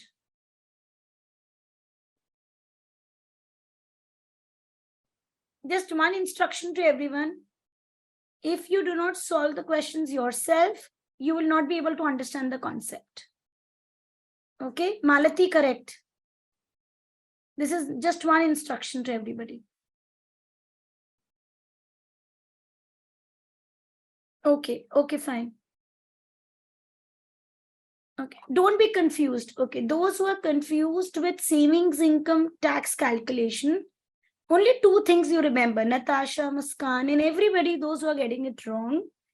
First thing is, check whether your NSI is within 5,000 or beyond it. If it is within 5,000, no, wrong, Manisha. Vipin, you're correct. No, Vipin, you're also wrong. Just one small mistake. Okay, Natasha, keep listening to me. If your NSI is within 5,000, then you can get that 5,000 starting nil rate band for savings income. If it is more than 5,000, 5,000 nil rate band is not available. Second, please, based on the taxable income, please check the category of the taxpayer. Okay, if the category of the taxpayer is basic, higher, then they will get the nil rate band of 1,000, up to 1,000 or up to 500. If the category is additional, they will not get any tax benefit. Am I clear, Natasha, for the summary? Now I'm solving it. Just see where you went wrong.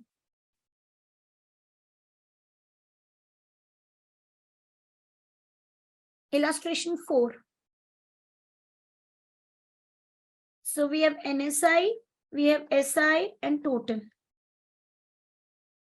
I have, please everybody look here, those who have queries and doubts, employment income and bank interest.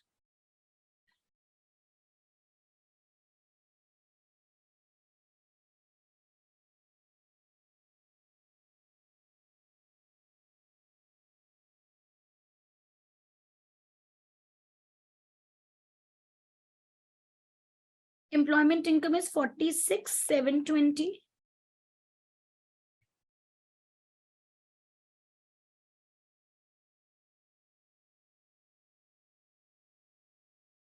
Bank interest is 550.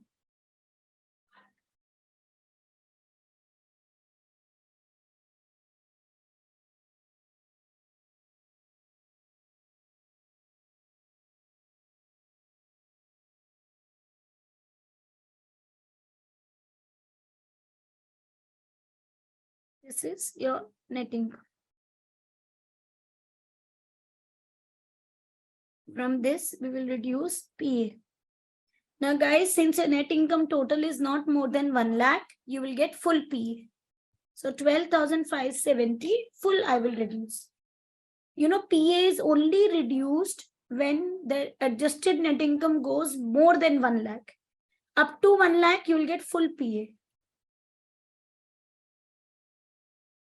When you reduce it, we get taxable income.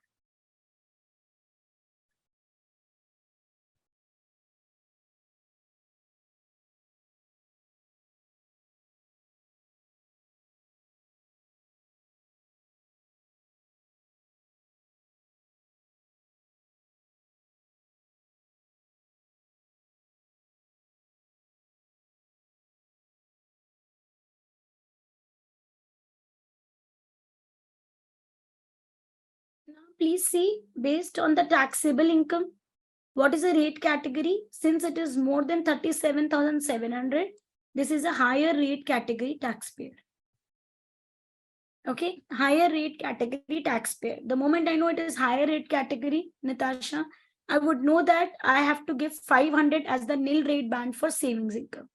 The moment you know your non-savings income is more than 5,000, that 5,000 starting nil rate band for savings income is not available. Okay, these 2 points are clarified here. So now we will do income tax liability calculation. First, I will take non-savings income. Check non-savings income is more than or less than basic rate band. It is less than basic rate band. So the entire 34,150 will be covered for basic rate band. Rate will be 20% and this is the tax liability.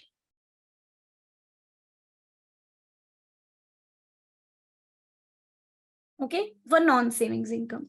Now let's see for savings income. Do you have any basic rate band remaining? Yes, but before that, please give the nil rate bands. Is 5,000 starting nil rate band to be given? No, because NSI is more than 5,000. Should we give nil rate band of basic savings category? Yes. How much? Since the taxpayer is higher rate taxpayer, we will get 500 as the nil rate band.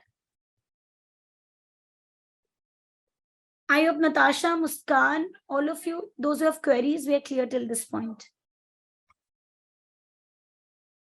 Okay. Now, when I calculate the basic rate band, all those who got 8140, you did this error. You did not reduce 500 from that. Okay, Prakash, where you're confused, I'm unmuting you. Tell me.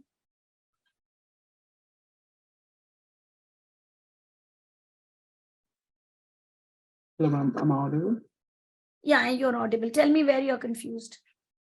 So, ma'am, this 500, I don't understand if we, when this will disappear, means when we not getting this 500.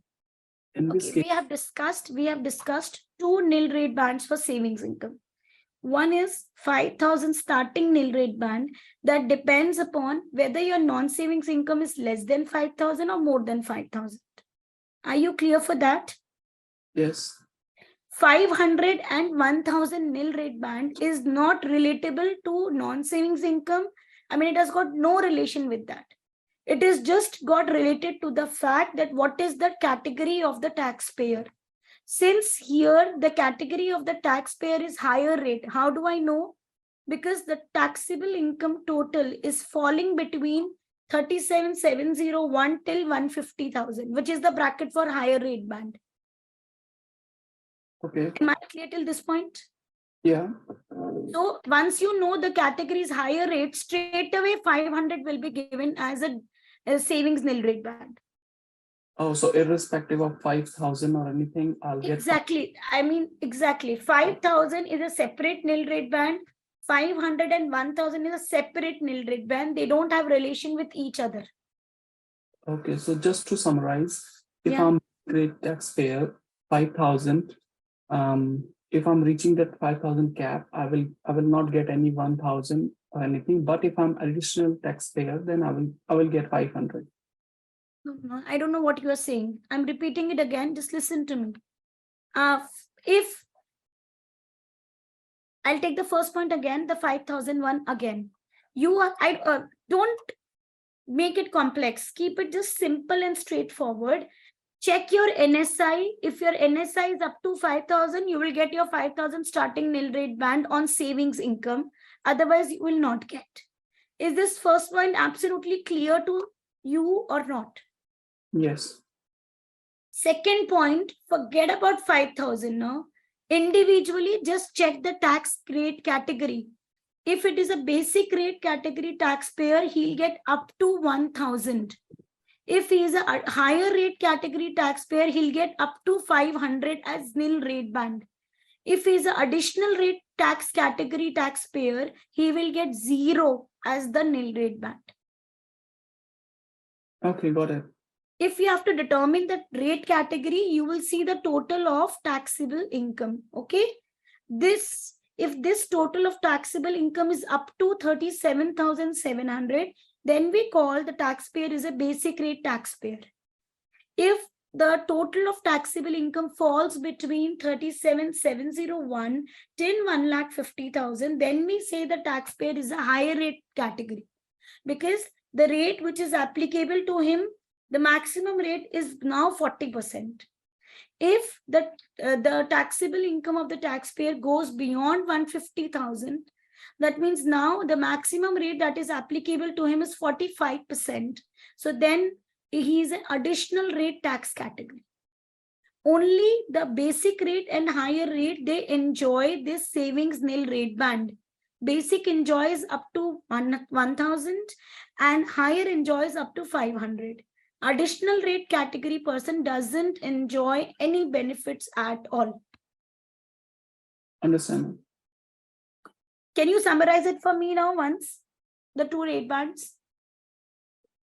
Yes. If it's a basic rate, then in the starting one. I want you to summarize from the starting 5,000 nil rate band. If the taxpayer he's reaching that 5,000 cap, how do I know? What do I have to check for that? That personal allowance plus 5,000. So if he's not why are you mixing personal allowance, Prakash? When I have to see the 5,000 starting nil rate band, what do I check?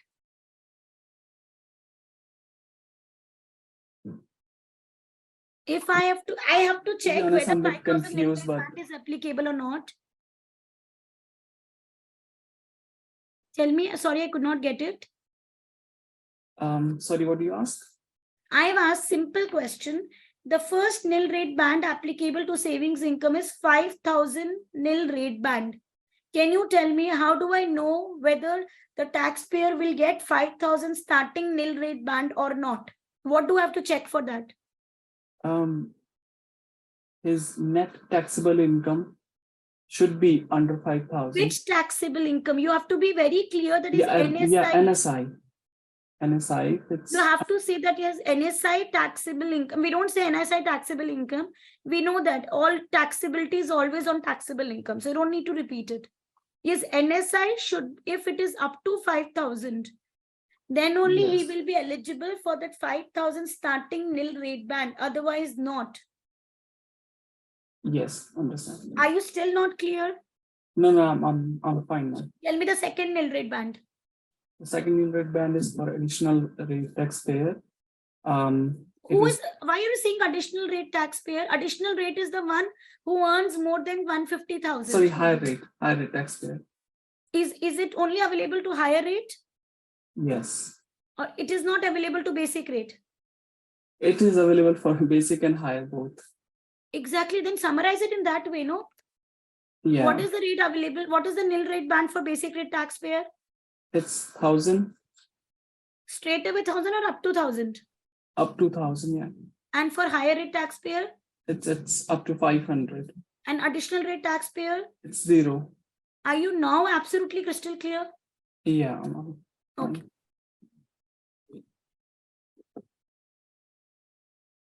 Okay, I hope now everybody is absolutely clear with this point. So we will just put it again. I'm calculating the tax liability. Are you all clear till this point? This level? Anybody who's got doubts for NSI till NSI? Are you clear? Those who have correctly answered, please don't revert with yes or no. Those who have doubts, who have given wrong answers, can just revert to me.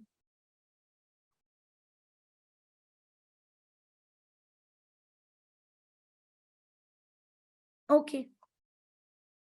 Take pains to revert to me. Then only I would be able to know who has doubts and who's not having doubts. Okay. Now, when I come to savings income, remember, you will always apply for savings income and dividend income. First, you will always apply the nil rate bands. Only then you will do the tax calculations. Okay. Savings income, 2 nil rate bands are there. 5,000 starting nil rate band and the nil rate band. 5,000 starting nil rate band is not available because NSI is more than 5,000. The other nil rate band is available because he's a higher rate taxpayer. So we will give 500 as the nil rate band. Now you have to see if there's any basic rate band remaining. When you check the basic rate band remaining, you will reduce all income till this point. So even if we have got a nil rate band, that will also reduce the basic rate band, any rate bands. Okay. HMRC is very clear. Like I gave you one example, I'm explaining it again. Why would you subtract 500?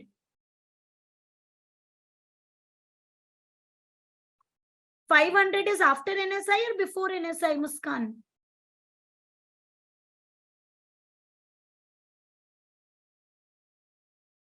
$500 is after NSI or before NSI calculation?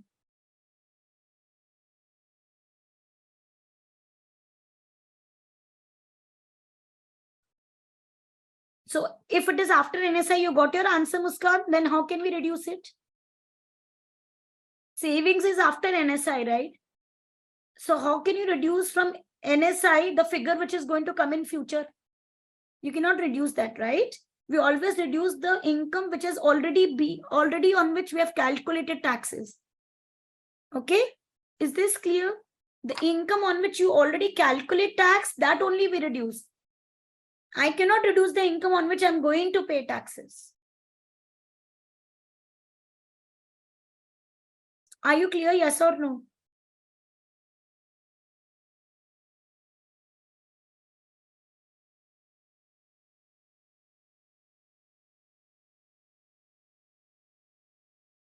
So look here. Now, how much is the basic rate band remaining? Let's check. So I will write here basic rate band remaining. Muskan, please tell me, are you clear or not?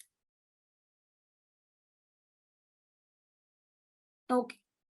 Okay. Now, what is the higher limit of basic rate band? 37,700.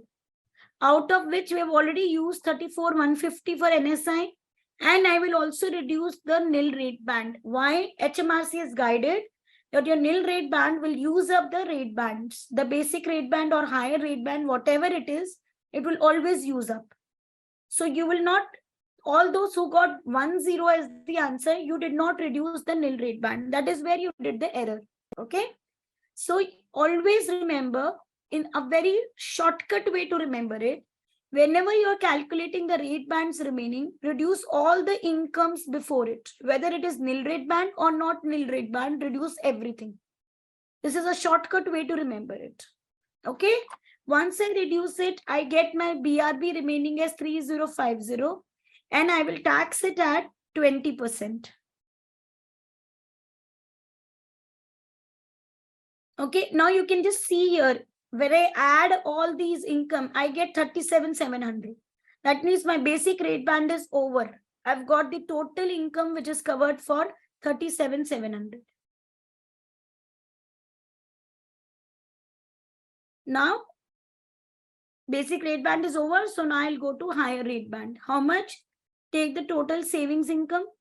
From that, reduce the income for which you have already done the tax calculation. Whether 0%, whether 20% doesn't matter. Whatever you have already subject to tax, please reduce them. So all the savings income before this point, reduce it. Now we get 2,000 as the remaining savings income, higher rate, multiplied. So the total tax liability will be 8240. Please tell me, are you still having any doubts, any queries? Then please put up in the chat box. Guys, are you now clear? Natasha, Muskan, Prakash, Unnati, Vijayanti, Vipin, Malati, Manisha, Lakshay, Avantika.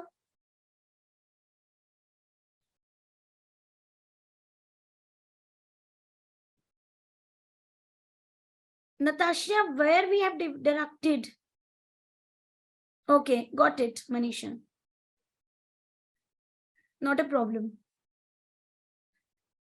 Natasha, where have I deducted it twice? Just see the rate bands. Vipin and Natasha, please focus, and Muskan. Natasha, can you see that?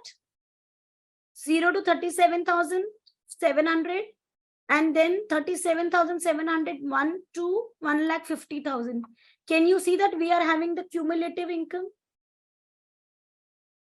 Cumulative income means what? If I reduce one thing here, I have to reduce it again here. I have to reduce at 2 points, right? Not a problem, Malati, but I think you're clear now.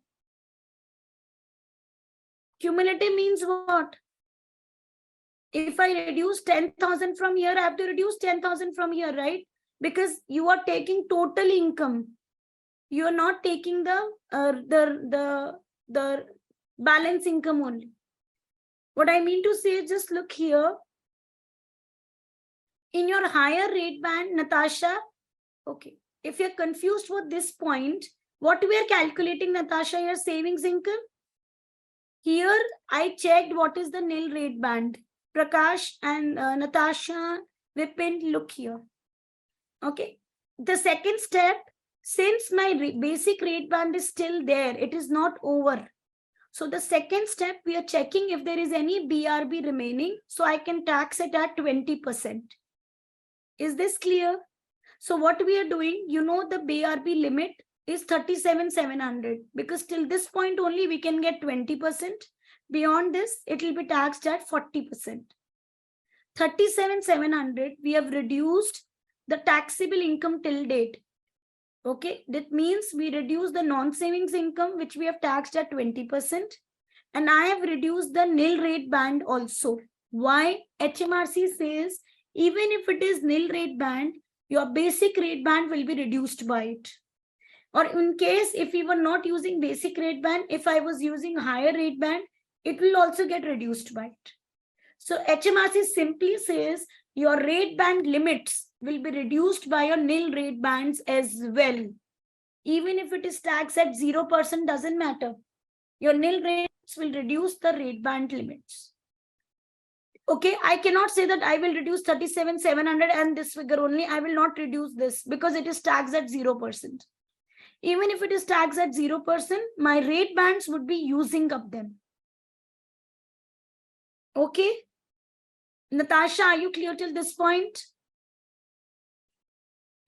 Muskan, are you clear till this point? Prakash, Muskan? Okay. Okay, great.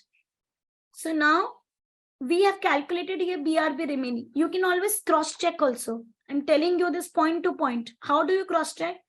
Add all the taxable income till this point. Is this adding up to 37,700 only and not more than this? Yes. So that means I've taken the total basic rate band. So till this point, either I will tax 0% or 20%. I cannot tax 40%, right? Because my BRB just ended at this point only. So now this remaining BRB, I'm taxing at 20%. Clear? Now, Natasha, your query. Why have I reduced 500 here again? Because I need to know what is the remaining savings income. I have already taxed, subject to tax, 3550. My total savings income is 5550. So what is the remaining savings income to tax? 2000. Because when I add it, it should become 5550. So remaining savings income to tax is 2000. Since my BRB is over, I will tax it at 40%. Am I now clear with this?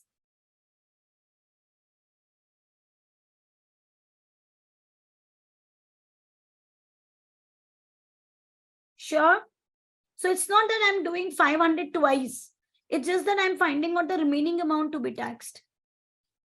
Now, next question, I will be doing it. And then I'll give you some homework. This last question, please.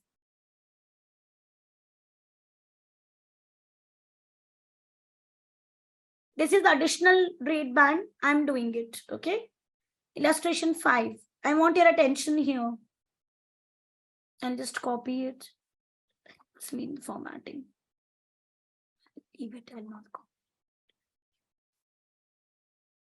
So here also we have NSI, SI.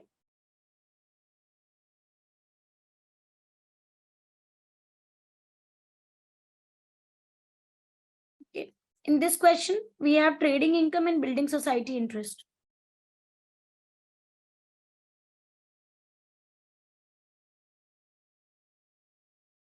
What is the trading income? 146,800. I want everybody to look here, even those who do not have queries.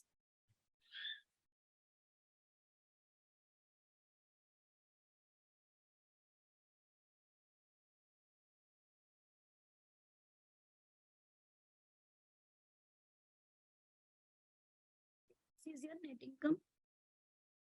From this, I will reduce PA. Again, there is no gross gifted donation, no gross personal pension contribution is given. But I know that it is much beyond 1 lakh. Okay, and when I take the excess, it is around 53,500. 50% of 53,500 is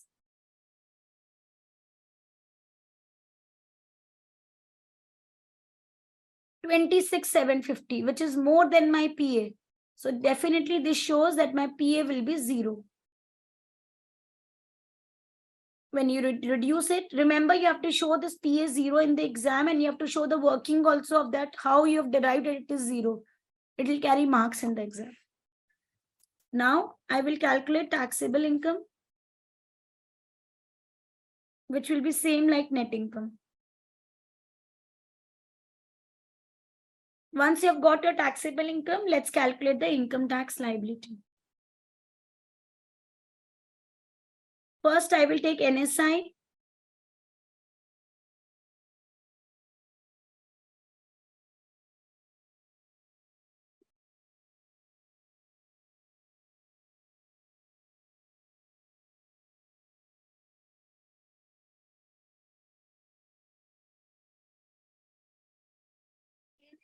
You can see that NSI is 146,800. That means it is already in the higher rate category. So I need to take all the bands separately. I will take basic rate band first, 37,700, because it is already crossing the basic rate band. So definitely full basic rate band is used in NSI. If anybody still has any doubts, please do put up in the chat box. Don't carry doubts with you after the class at any cost. Okay. After BRB, we take HRB. Now, HRB is how much, guys? 146,800 less the basic rate band. 1,09,100. Add it, it should become 146,800. It is matching. HRB will be taxed at 40%. Now, still we have some limit of HRB left. Why?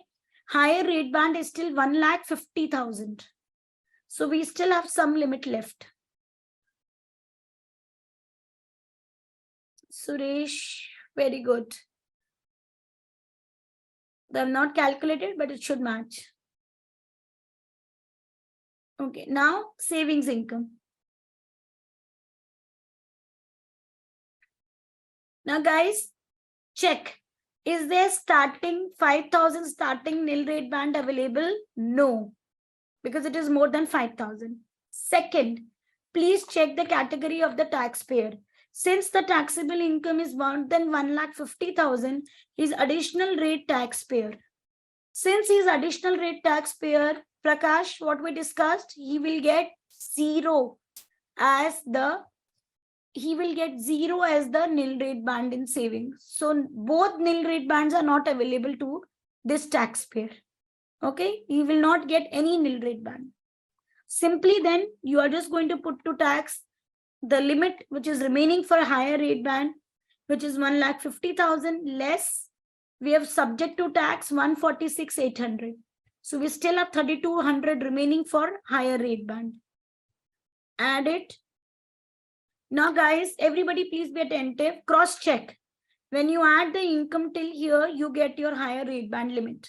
That means what I'm doing is correct. Now, the remaining will go to additional rate band. How much is remaining? Take the total taxable income less 1,50,000. Because income beyond 1,50,000 will be taxed at 45%.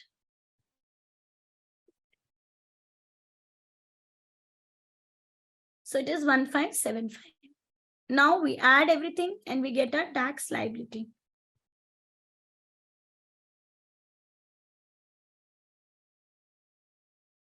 Yes.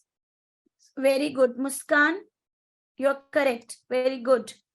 Prakash, I think now you know where you went wrong. Just check. Rishita, correct. Suresh, correct. Malati, correct.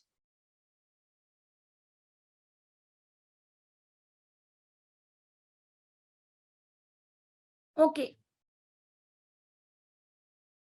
Tell me where you're confused. Please tell me. Natasha, are you clear till this point? Prakash, Vipin, Unnati, Vijayanti, Lakshay, Puran, Manisha, Mohit, Malati, Rahul, Sonali, Suresh, Vijayanti. Anyone having any doubts, please tell me in the chat box. Good. Prakash, where you went wrong, can you tell me? Very good. Guys, don't leave, please. Very good. Prakash, please type in where you went wrong. Got it? Natasha, are you clear now? Okay. Great. Fine. I won't proceed further, but I think I can give you a few questions to try at home. Okay, and I want you to try some dividend questions as well. You're not able to do it, forget it. Doesn't matter. Dividend question we'll do tomorrow. That will be better. Because at different rates, you may get confused. Wait, you have homework today. Homework, these are simple questions which I want you to try so that, you can just correct your, your answering. I will just write down the homework questions. 1, 2, 3.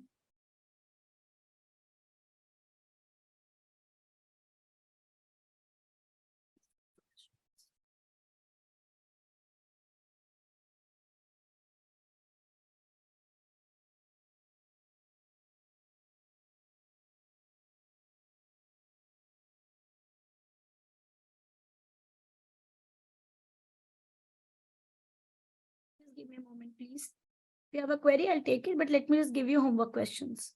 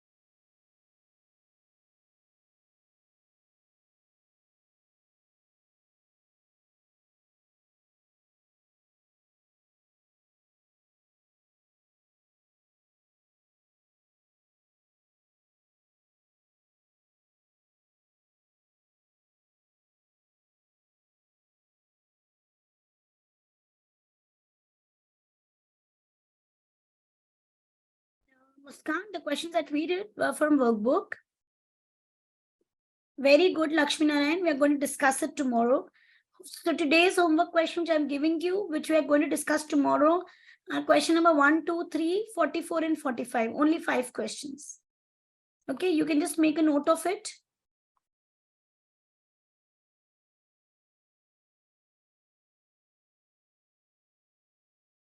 Okay, if you have old books, no need to buy the new books. This will do. Wherever there are changes, you can just mark it down and I'll also let you know.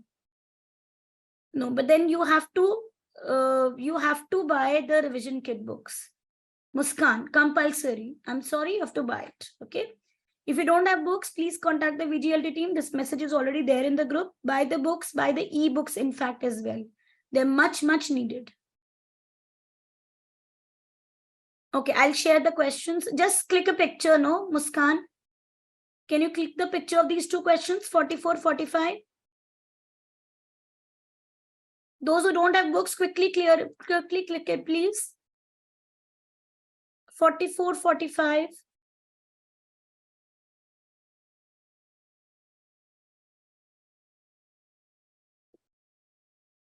Done. Those who have clicked can share in the group also for others.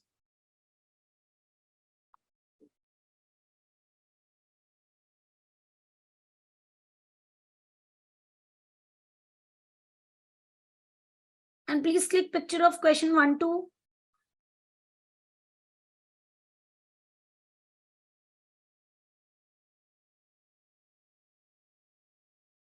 Click my pic. And question number 3.